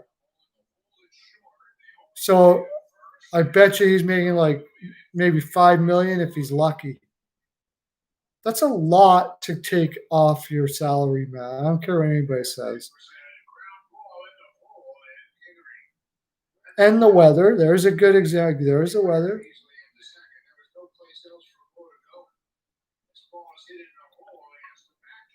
Well, I don't know. Russia's cold. Russia's got the same climate as Canada does. So I don't think that was it. I think that was all about the money. But when you consider the amount of money you're talking about, it's perfectly understandable. I would have did what he did. I'm sorry, I would have. I would have. I would have went to Dallas for an extra 5.5, 6.5, $2.5 million a year in my pocket to give my kids and whatever my immediate family. For sure, I would have went to Dallas. No doubt about it.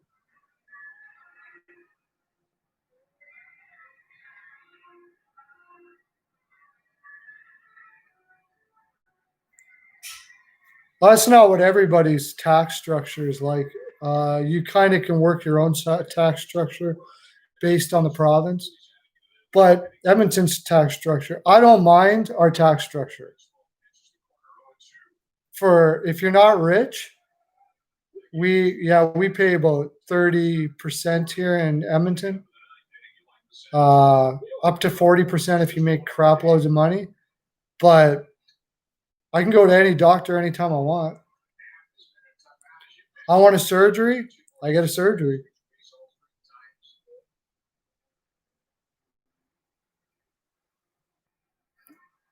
Probably where I am in Alberta. because we're heavy rich in oil. So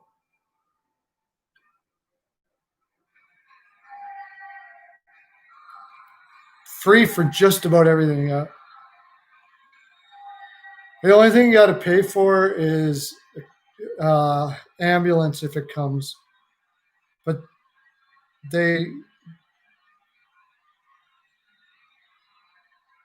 that's what people say. Alberta is the Dallas of Canada.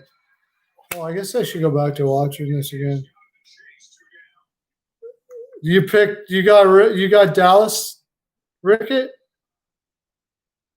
Welcome here, John from Rickett's Picks, one of the finest cappers in the land. I should have the ball game on.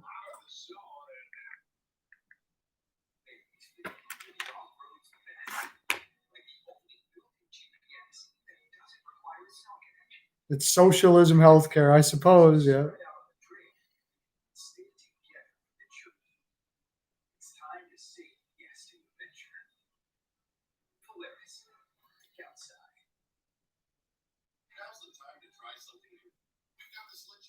Yeah, I didn't put a bet in at all. I wanted to see how tired Tampa was going to be, and they were pretty tired. But next game, Tampa will win it. Yeah, Atlanta's getting crushed, yeah. It turns out I didn't give that pick to my Patreons, though. I thought I did. I thought Joe put it in there, but he didn't. So, phew.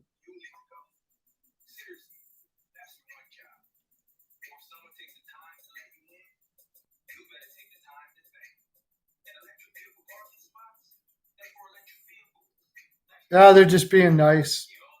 Most people that I know from Canada that have gone to the United States or live there come back here, say they like it here. But the weather's better in the U.S., blah, blah, blah.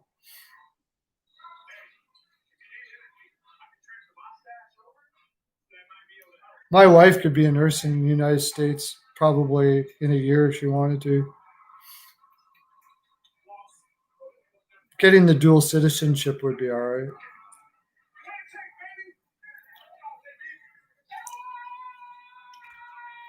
My favorite part about Canada is I haven't seen a gun since I was 12 years old. I haven't heard a gun go off probably since I was like 17. Safest place to live. Like I can leave my garage open, it won't matter. And I live in a city with 2.5 million people. I can leave my garage open all night, come back out, and everything will still be there. Never said they are, but there's no crime here. That's what I'm trying to tell you. There's no crime in Alberta. That's what I love about it. There's no crime here.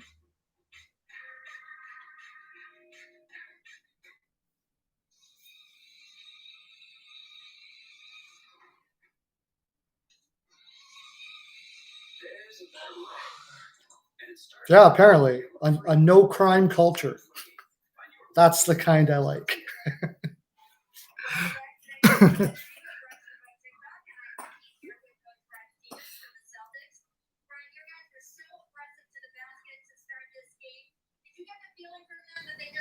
Oh, Atlanta's coming back? No. Atlanta's coming back now? Cool.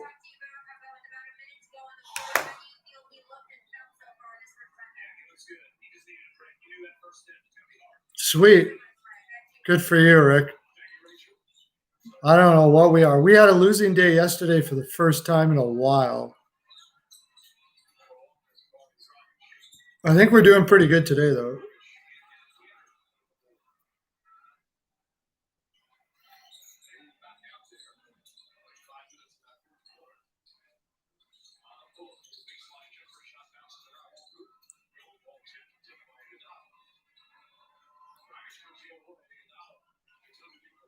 Sweet. Yeah, we were not 5-1. We had a bad day. We were 1-3. Wasn't our best day. Wasn't the finest in the land, that's for sure. But up until then, we were 21-6 or something. 21-6.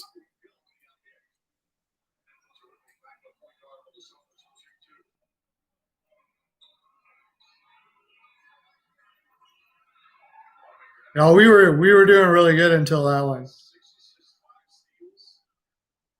21-6, I believe, and then we went to no, what was it? 20-6. We went to 21-9. So not too bad for ball. Basketball.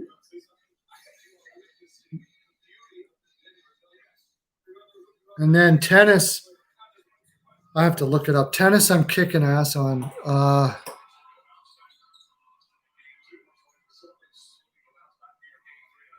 15-6, 5.5 units. 15-6 on tennis. Tennis is my favorite for betting. It's the best. It's my second favorite sport, and I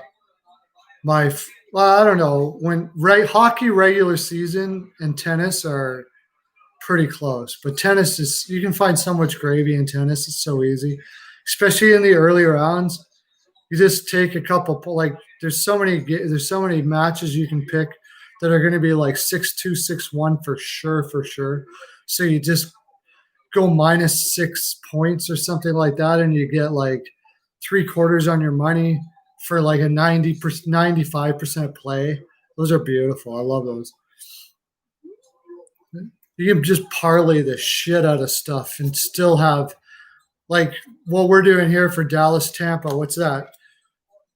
Maybe a 60% Dallas play or something like that. You could do a 3-pick parlay in tennis, and you're looking at about 92% on 2.3 on your money. Like, it's beautiful.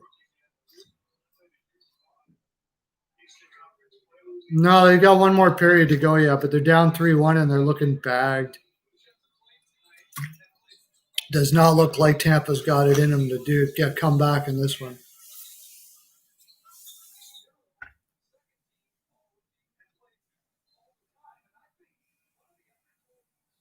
Miami's coming back against Boston. I didn't bet it. I thought Boston would win this one probably. Boston is just too good of a team to go down 3-0, but this Miami team's got heart. I got the basketball game on right now.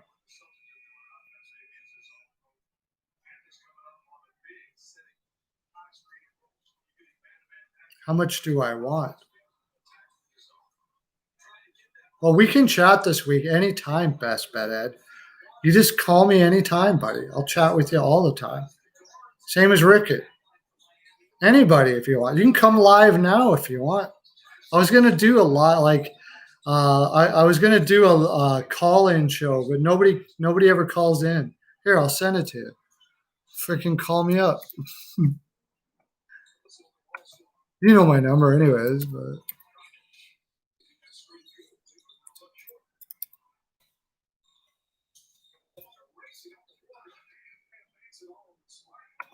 there you go. Call me up.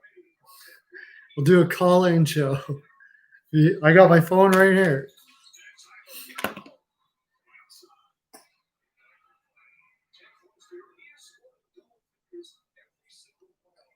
Yeah, I mean the Lakers are going to absolutely run over Denver. Let's be real. I love Denver's heart, but they're too small. They are way too small. LA's going to crush them.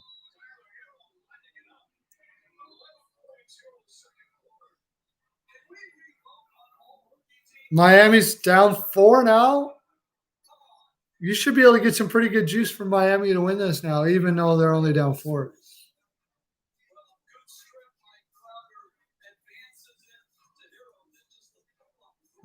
You're hitting good bet. You're having a good week there, Ed.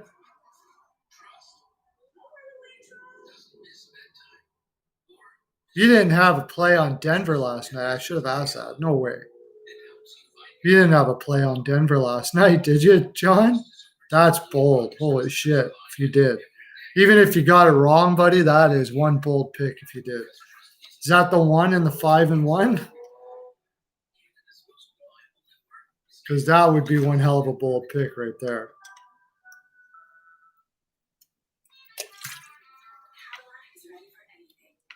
Yeah, I didn't think so. LA plus 10 was the pick yesterday.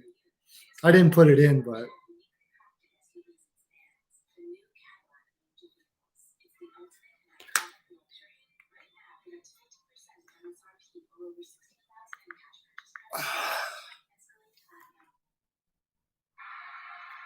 the Blue Jays can't hit with the shit.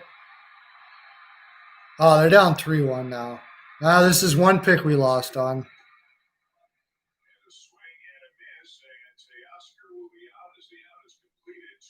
Toronto's lost 6 in a row.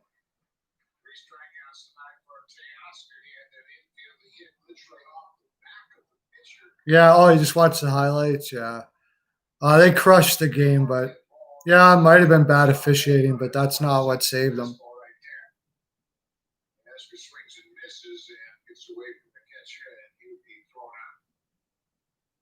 So the Blue Jays are down to their final out. Lourdes Gurriel Jr.'s 0 for 3. And he looks at a pitch in for a strike.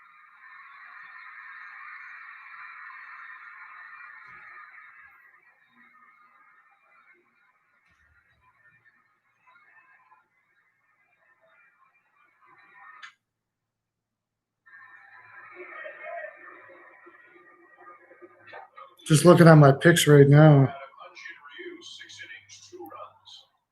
We got Rangers over the Angels. They're up 3-0 already. That's a nice play. Got some pretty good juice on that one.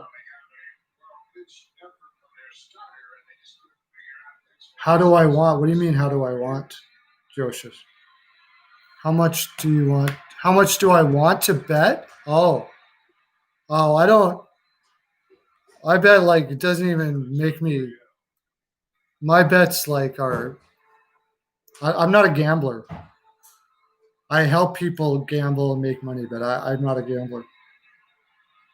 In the sense that I don't use money that matters. Might as well not even bet at all. So, but it's fun. Throw some on there. It's more for pride than anything, and I'm also help people are using my picks to make money, so I want them to win when I pick them. You bet me 10,000 what?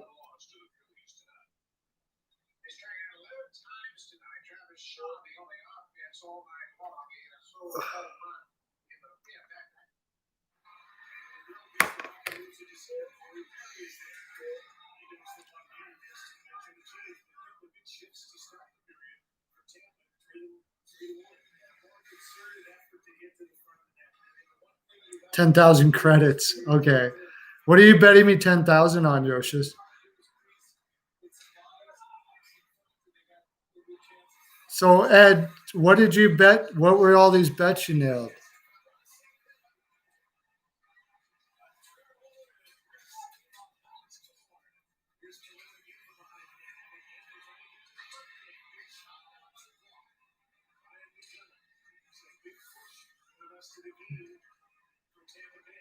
Tampa needs to get one here early. They're starting off good.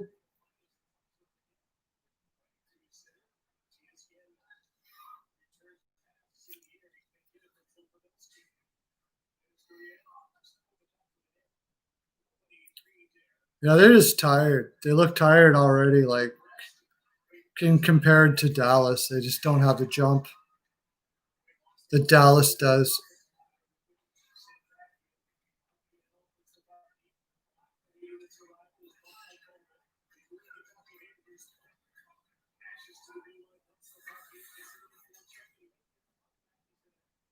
That's probably what Dallas is going to do now, yeah.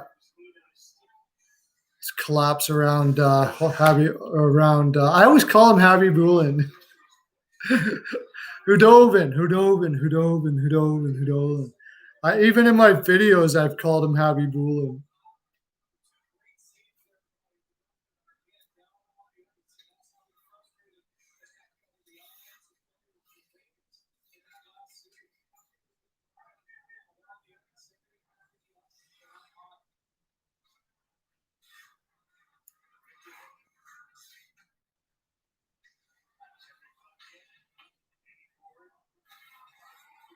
Yeah, it's still. Are you still with us, Ed?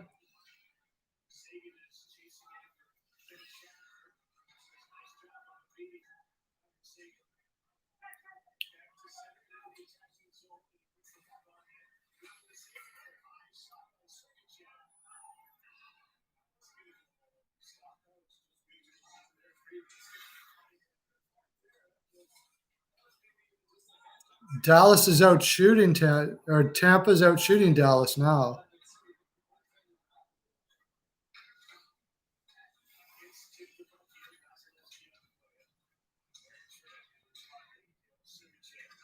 There we go. Oh,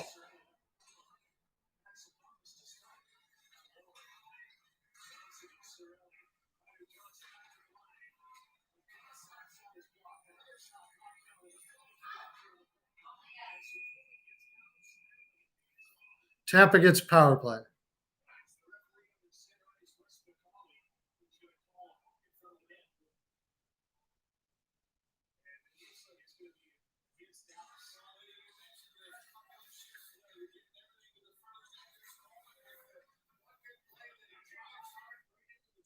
Yeah, I didn't put big. Didn't we? Didn't put big on the Blue Jays game, but I didn't think they were going to lose 6, especially with for you. Like their bats just drying up. What's going on with Bichette?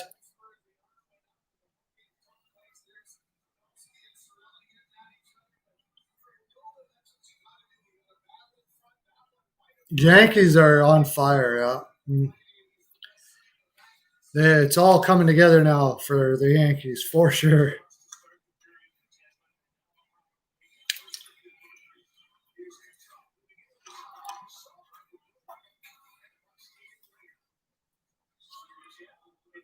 No, this would be a good time for Tampa to pot one now.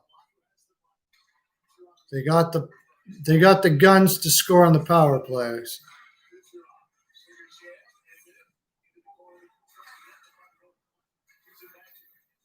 There we go.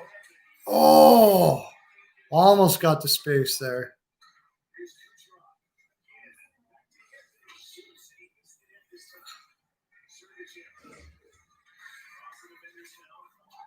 Ah, shit, he lost it.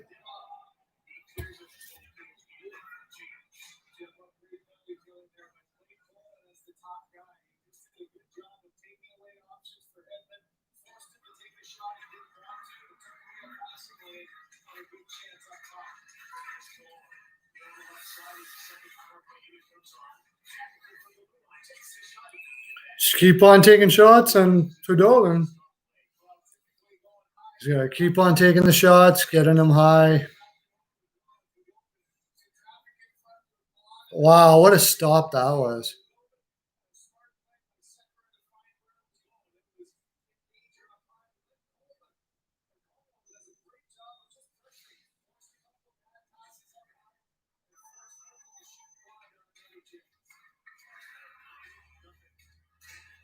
Because they have Hedman?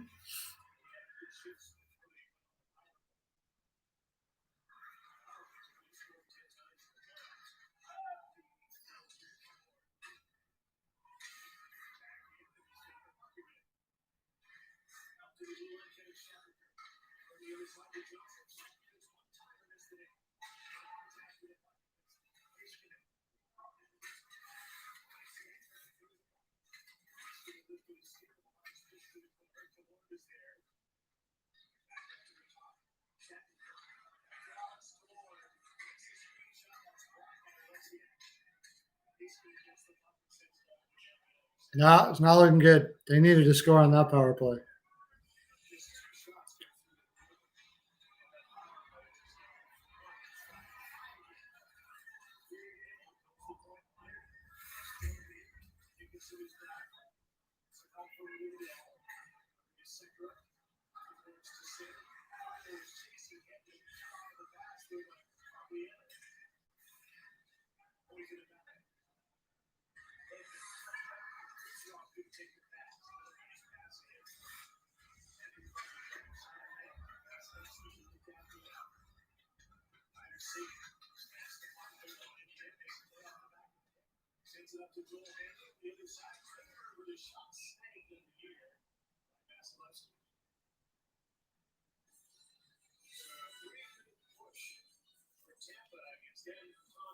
Is that in a parlay, John, or all individual bets? You don't play parlays, do you, John? Sports are all about the numbers. Just like the new PC Money account. Earn 10 PC optimal points for every dollar you spend anywhere you shop. Why you play college hockey? What do you mean? Why didn't I play college hockey? I didn't go to college. It's part of it.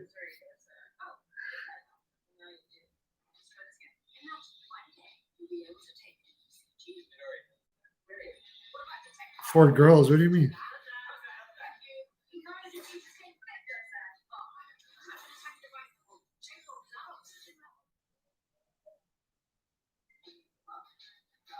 Okay, well, anyways, John, if you're not already gone, cool, buddy. Thanks for coming in and saying hi, my friend.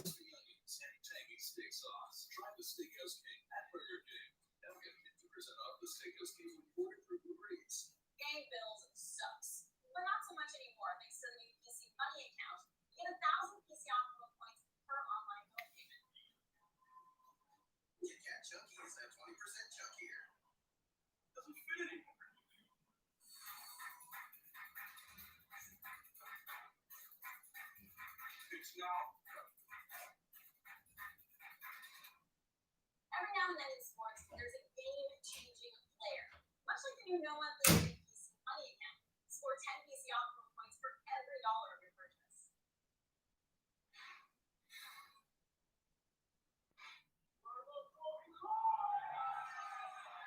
Certainly not yet. Denver's been busier this third period and real good.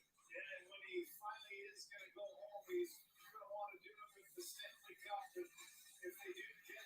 Jeez, my Cards Pirates didn't stay under. Son of a bitch.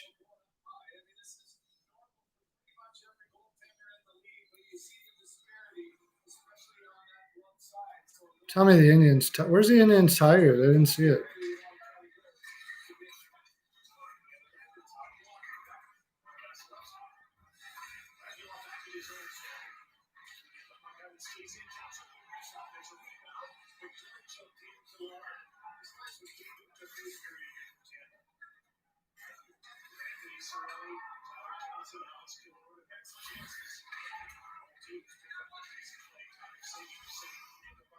Changing anyway.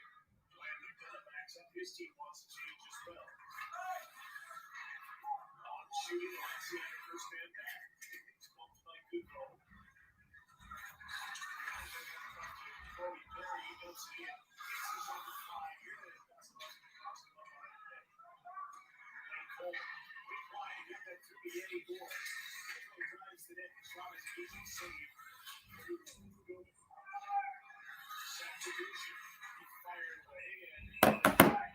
We got the Diamondbacks and Astros under first 5. We got that one.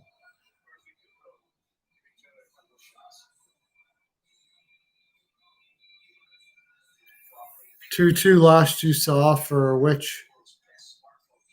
Yeah, the the Cardinals game. I know it looked like it was going to be under.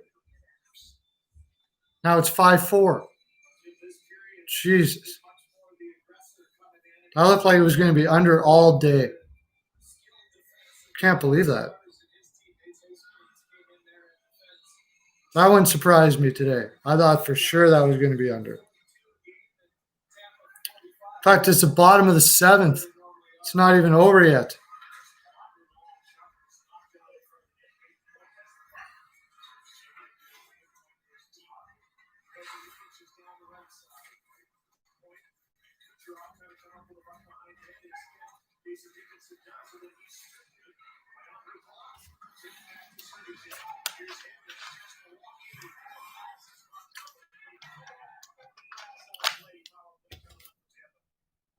Another power play coming up for Tampa. Dallas isn't making this easy on themselves. People don't even play street hockey in Canada anymore.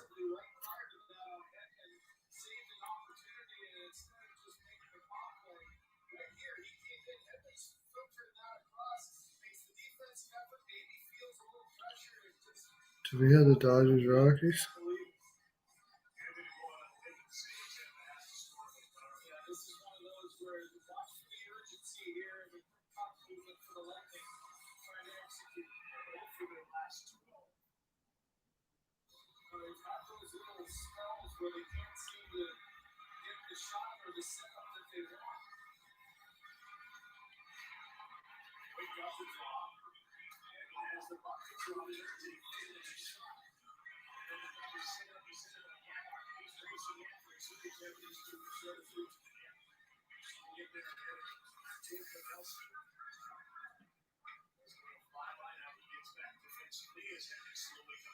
Yeah, they do play on the ice sometimes, but we used to have street hockey constantly all the time.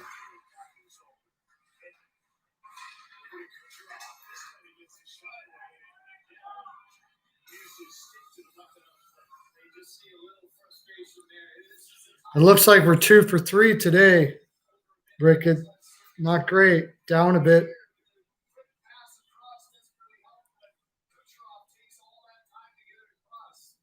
2 for 5. I mean, 2 and 3.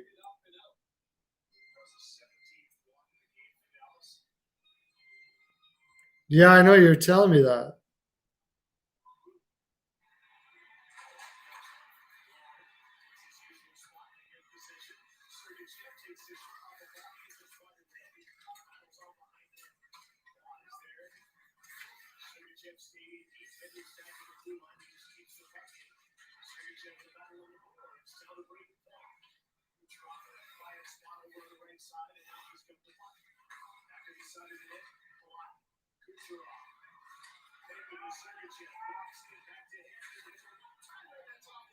Oh, because of your bet, the way you bet.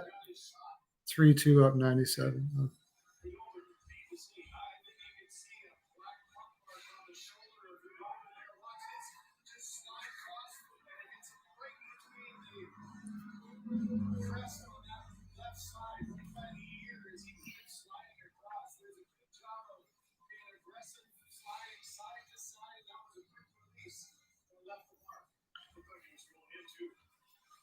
Yeah, I probably could have did. We didn't really. We don't like in Canada. You don't have too many places that have high school hockey. Here, you have private schools for hockey. You got to pay like $1,000 a month, $800 a month. There's not too many schools that have a hockey team. So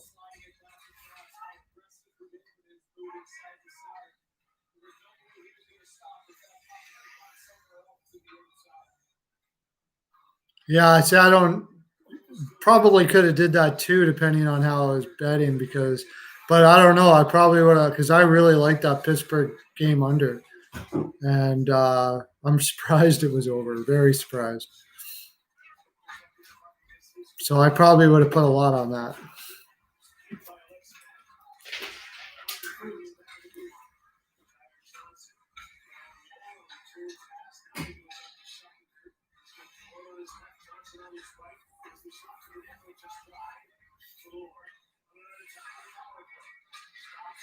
Now this one's not going to happen for Tampa. Not likely, anyways. 2 fluky goals in 8 minutes. It's probably what it's going to take.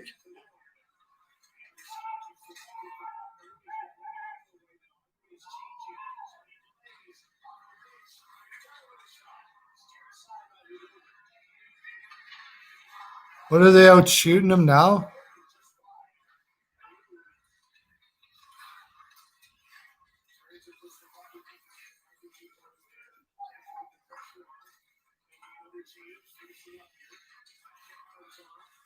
I can't see what they're out shooting him because they keep on showing how long of a shift Heiskanen's is. 28-19 Tampa Bay. So, like, here we go again. Dallas gets outshot by a tired team and still wins the game. So, you got to figure Tampa's going to win next game. Wow.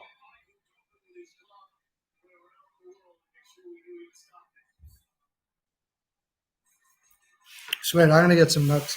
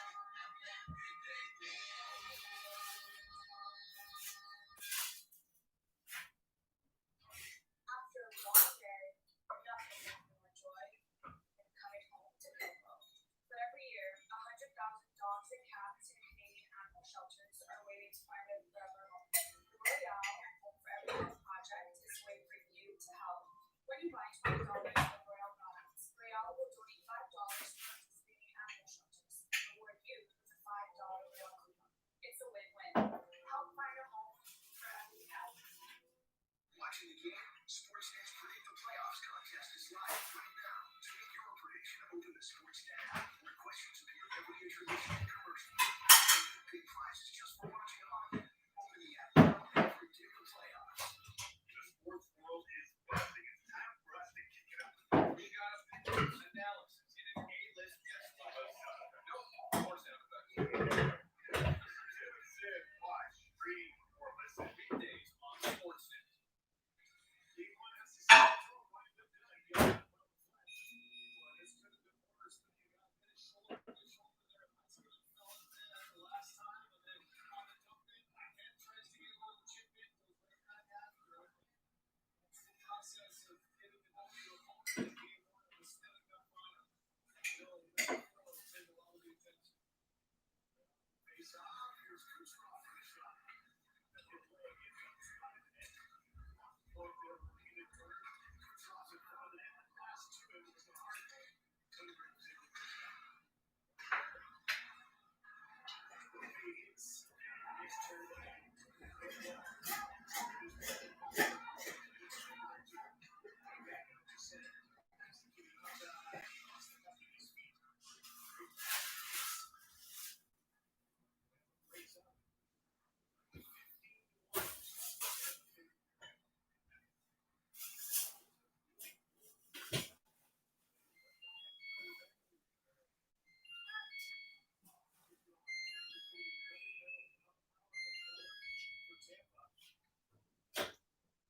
That's the problem when you're back on your heels a little bit.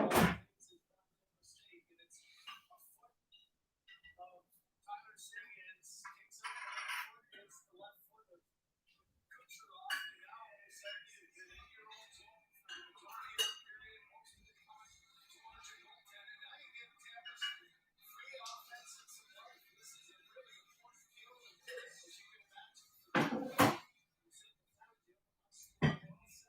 That's lots of time. If you score here.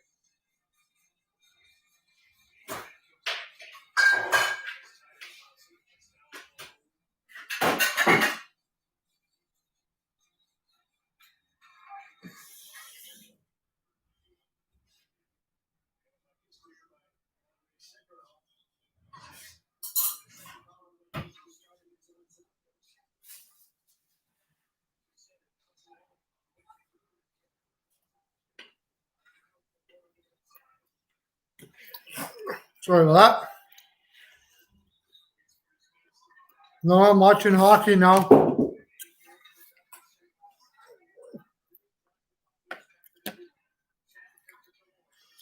Tampa gets 3 power plays in this period and can't pot 1.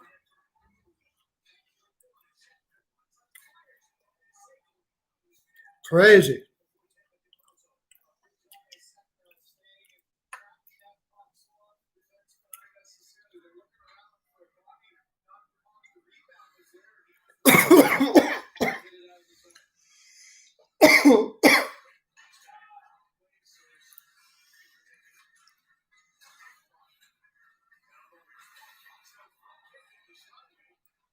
Tampa's too tired, man.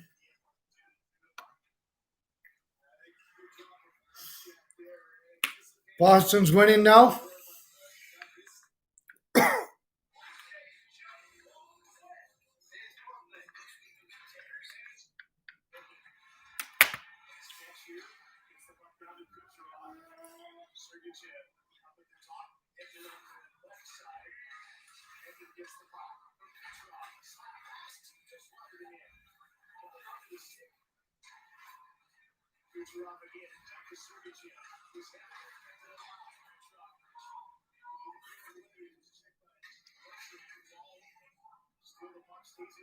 Come on, Tampa. I don't even know why I'm rooting for Tampa. It doesn't really matter. I didn't put a bet in. I think it's just because I get tired of watching Dallas get outshot 2-1 and winning games.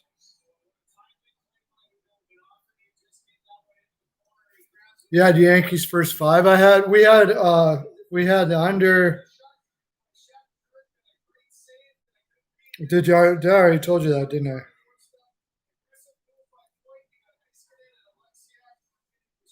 We had the Houston game under first 5.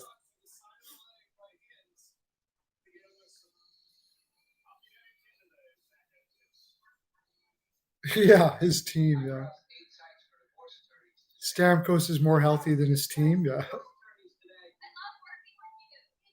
3-1, Bobby. Dallas. It's halftime now. What's the score? Yoshis.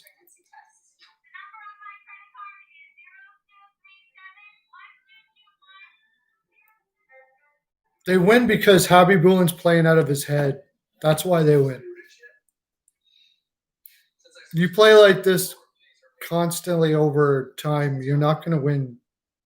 You're not going to win. They get back on their heels. You get outshot more than you outshoot your opponent. It's eventually the odds are going to start going the other way. It just has to. I believe in logic. I will continue believing in logic. Did I say Habby Boolin again? Hudobin. I always call him Habby Boolin. I don't know. Hudobin has been freaking playing out of his head. Defense only wins championships if you have an aggression to your game as well. If you play back on your heels and get outshot 2-1 every game, that at maybe a 0.2% chance that wins championships.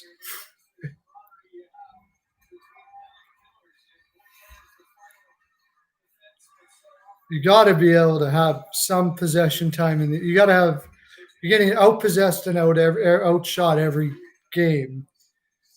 That does not. Last time that a guy made the finals with that, like that, a team made the finals where they were outpossessed and outshot pretty much every game and made the finals was the Buffalo Sabres when Dominic Hasek was the goaltender. Possibly the first year Patrick Roy won a cup.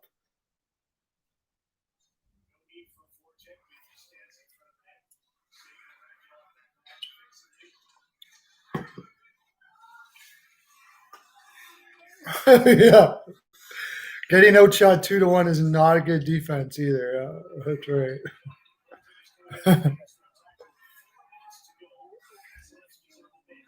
Yeah, I can't even call it good defense. All right. Thanks, John, for coming in. You're the man. Ricketts Picks, everybody. If you haven't followed him, if you haven't subscribed to him, please do. He's a great capper. Go over to his Patreon, too. He's, I don't know if you go over to his Patreon, too. I think $20 a month, you get like killer picks. I think he's the best capper in the land. So you guys do what you want to do, but he's awesome. Pulling their go. Yeah, Cooper does this. Cooper does this. Pulls the goaltender for the last 4 minutes.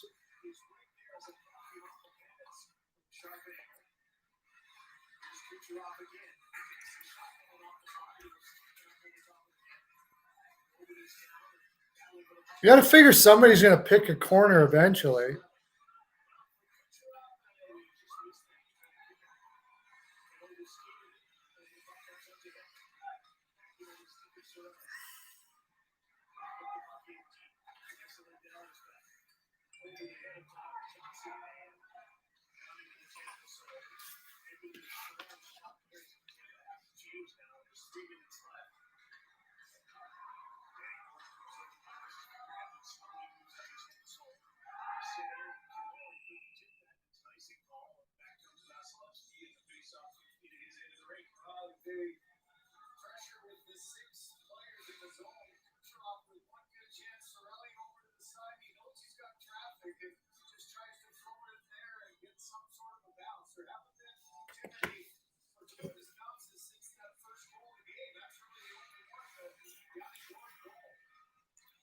Yeah, for sure. If they win the cup, definitely Hudobin gets Conn Smythe.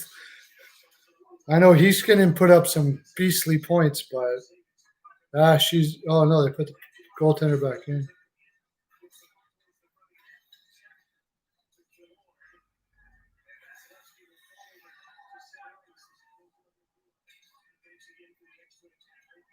It's over.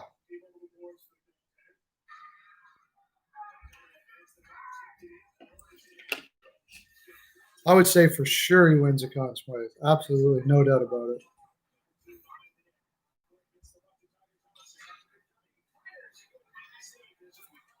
He's still saving.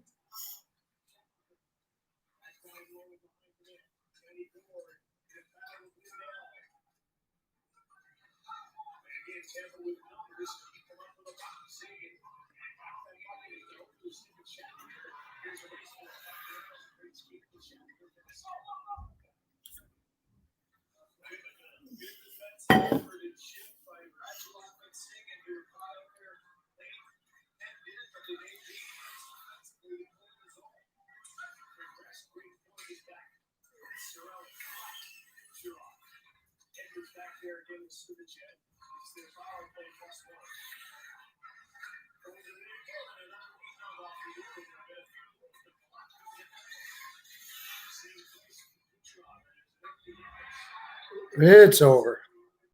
Well, that was fun, wasn't it, boys and girls?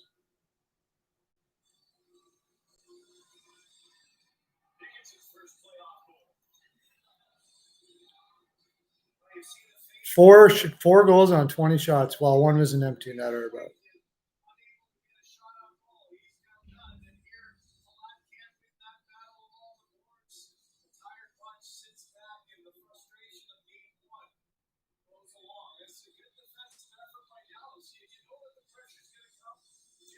Tampa next game for sure. I will be MLing that. Tampa will win the next game for sure. It's such a Dickinson, yeah.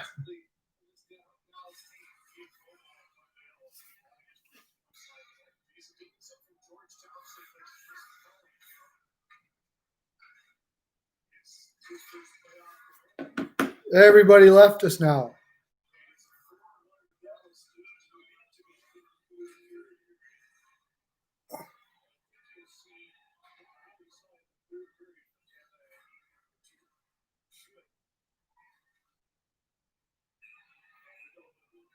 Might as well go over to baseball now. Or might as well go over to basketball now. Frick, another commercial.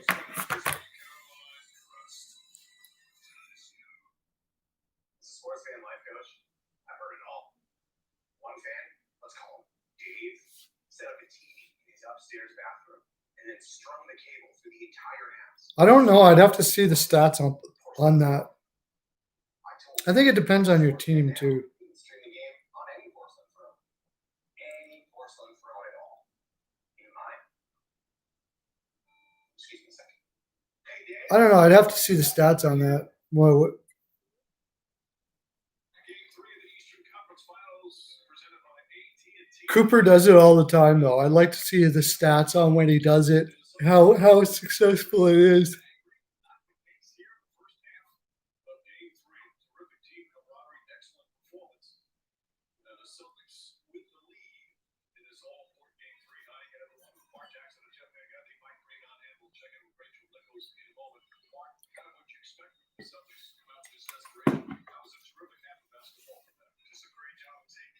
I'm trying to say, I don't know what the score is on this basketball game. I know Boston's up, but how much? Whoever just came in, thank you for coming in. Welcome to the land. Make sure you hit the like button and subscribe on your way in. That would be great. Watching the basketball game now because the hockey game's over. Tampa looked really tired. I did not think they would look that tired. I really didn't. I'll put 5 units on Tampa next game. No way Tampa loses that next game. They're going to be more rested.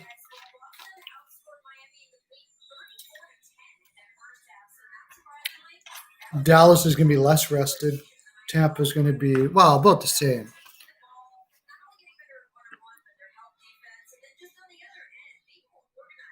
Having the extra day or two of rest is huge in these playoffs, but Boston's way up on Miami now. I knew I liked Boston to win. I should have freaking. No, they can come back though. This Jazz team doesn't freaking stop.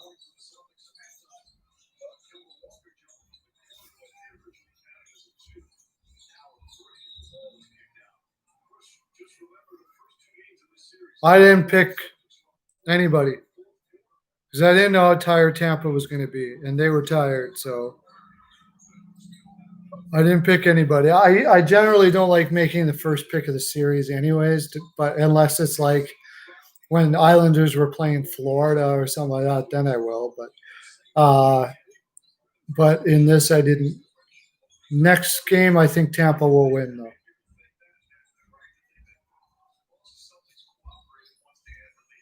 Nah. They got outshot again, what, 33-19 or something like that? I don't know. I'll keep on going with logic. Eventually, it's got to catch up to you. You get outpossessed and out offensive zone. Your offensive zone time is out. You know what I'm trying to say. The hockey gods, I guess. That goes against logic, so not much I can do about that.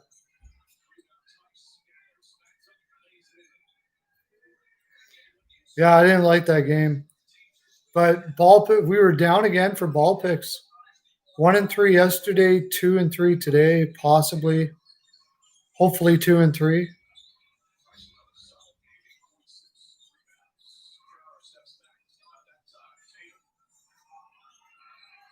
See you later, Lauren.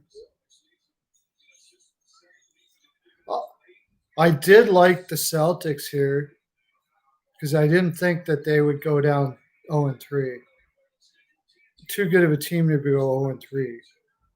Although I love the Jazz, but it's not over yet, though. Jazz have come back how many times in these playoffs? You got anything on the basketball game, Johnny?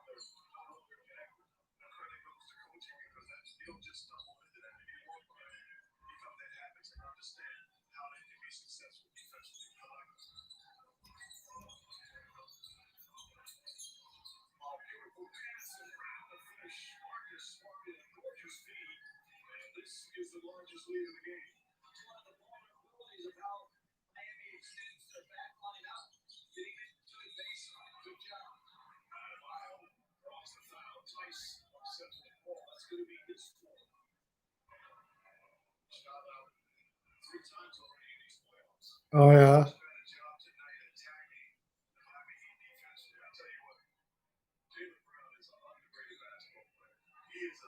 Well, we had a killer week. We're going to continue, but the last 2 days have been down a little bit.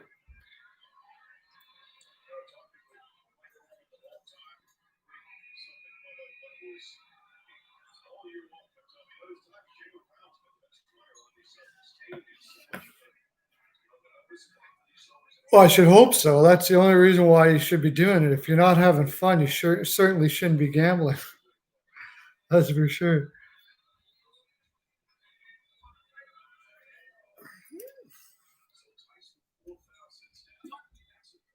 If you're gambling to the point where you're not having fun anymore, then shouldn't be doing it.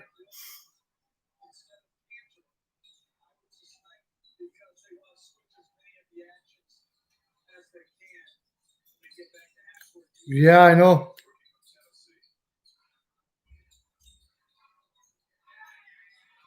One out of every three are a problem, you think? That high? I never really thought that high, but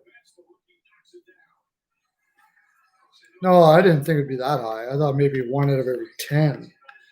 Problem gamblers? I don't know. Out of people that gamble? No, I wouldn't say it's that high.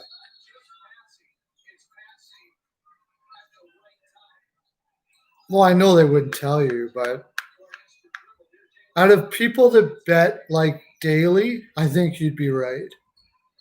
Because if you're betting daily, there's a pretty good chance you're a problem gambler. But out of people like to throw a couple bucks on every once in a while, no. Yeah, if you bet daily, you're probably a problem gambler because you're not working on a bankroll or anything. You're just, yeah, then not the average Joe's. Yeah, yeah. Yeah, if somebody's betting daily, there's more. I'd say that sounds about right. One out of three are problem gamblers. But yeah, it could even be higher, like 50% problem maybe. You can tell because if you're putting money down every day, and if you lose, you're going to like look depressed about it. Then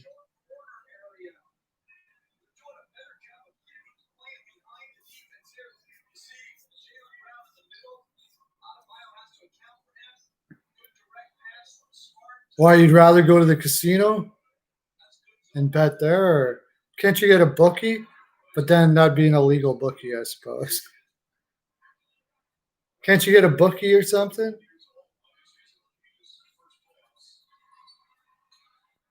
Oh, absolutely, man.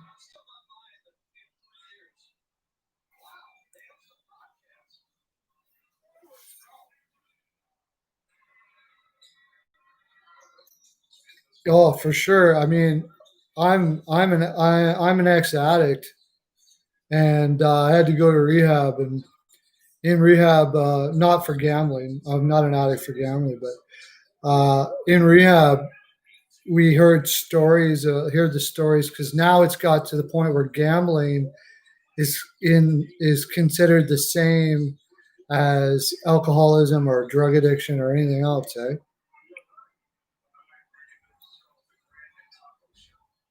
Yeah, and the stories are just in like crazy, crazy. They just can't stop. They just cannot stop. Just like I was a boozer, man. I was an alcoholic. I couldn't stop.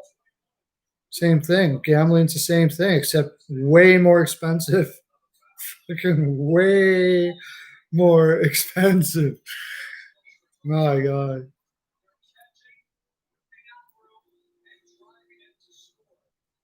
I stopped. I don't drink anymore. This is coffee and water. I've been clean for damn near 17 months now.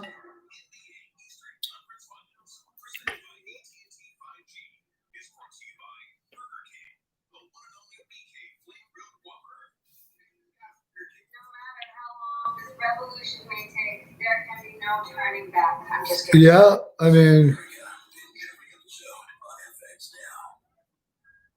I'm with you. It's not now. I could never think of going back to drinking now, but it took a long time to get there.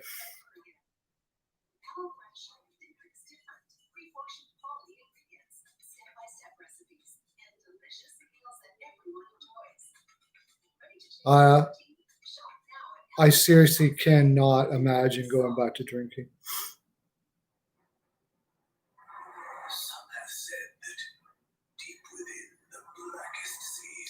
I actually was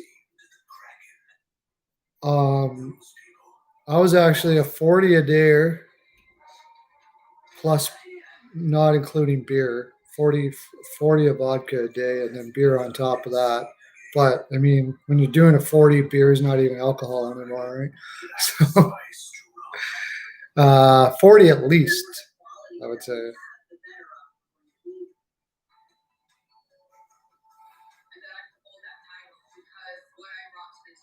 Yeah.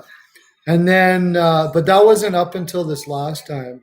Then I had some crazy religious experience and I stopped for like 5 years.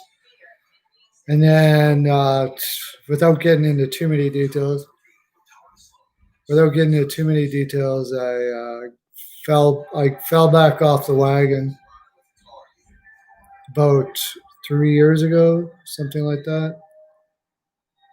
Maybe no, actually, on it was about 4 years ago, 5 years ago. I never got back up to the 40 again, but I finally got a DUI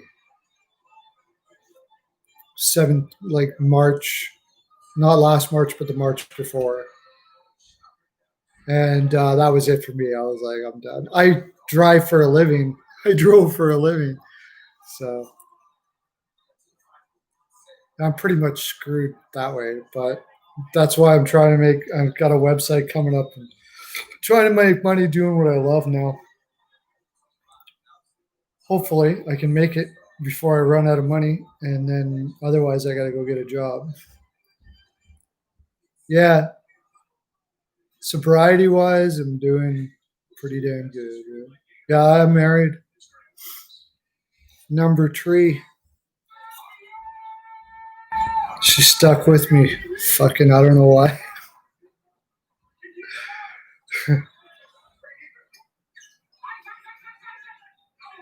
She stuck with me.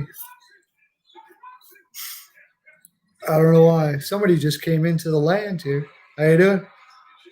Watching basketball game now, seeing if the Jazz can come back. I don't have a bet on it. Oh no, Jazz ain't coming back. No, no, no. 76-58.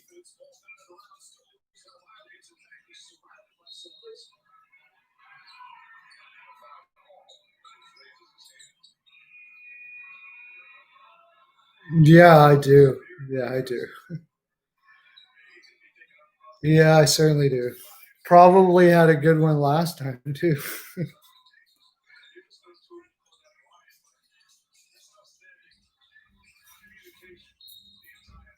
Yeah, I'm like doing, like I said, this website, man. I'm telling you, it's going to be freaking insane.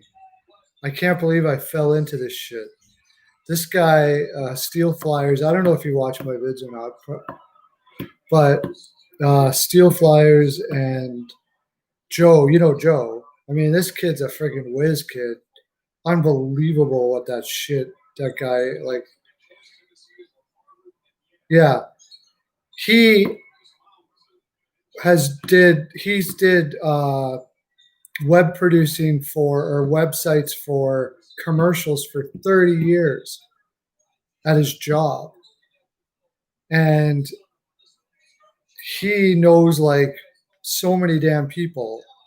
So I came when we were talking, we came up with this idea to that I said, I don't know if you know the Hockey Buzz, but Hockey Buzz is a site. Forget about the rumors or whatever. I don't care about that. The way they did the site where they had a different writer for each team and all that stuff like that. Him and I were talking back and forth, and we came up with this concept where we'd have that, but we'd have podcasters too, and it would be every team in every sport in the 4 major sports, and you'll have a live radio show running through the whole thing. So you can watch a live radio show, and then while doing so, you can move over and read some person's write up on something or some podcaster on your favorite team or whatever. It's and the thing is, he's already got 2 sponsors already. We haven't even freaking got the website up. It's crazy. I just can't believe I've fallen into it. It's amazing.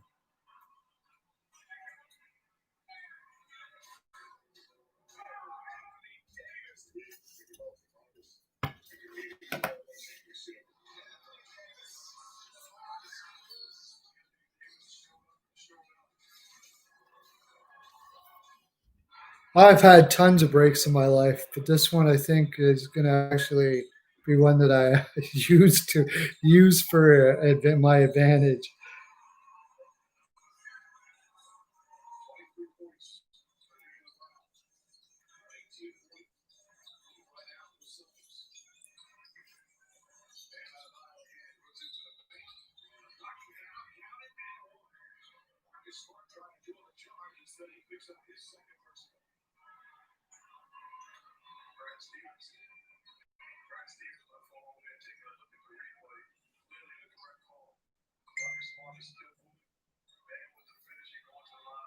Well, this is pretty much over. I think I'm going to let you go, Johnny. Thanks for listening to me. Tell me my whole life. I mean, yeah, buddy. I think it will take off. I can't wait to see you there. And whoever just came in, we're talking about Steel Flyers website. It's going to be absolutely amazing. But we're going to head out. I'm going to go lie down with a little lady, tell her how great she is and all that shit. See you, Johnny. Thanks for coming in, bud. Talk to you later.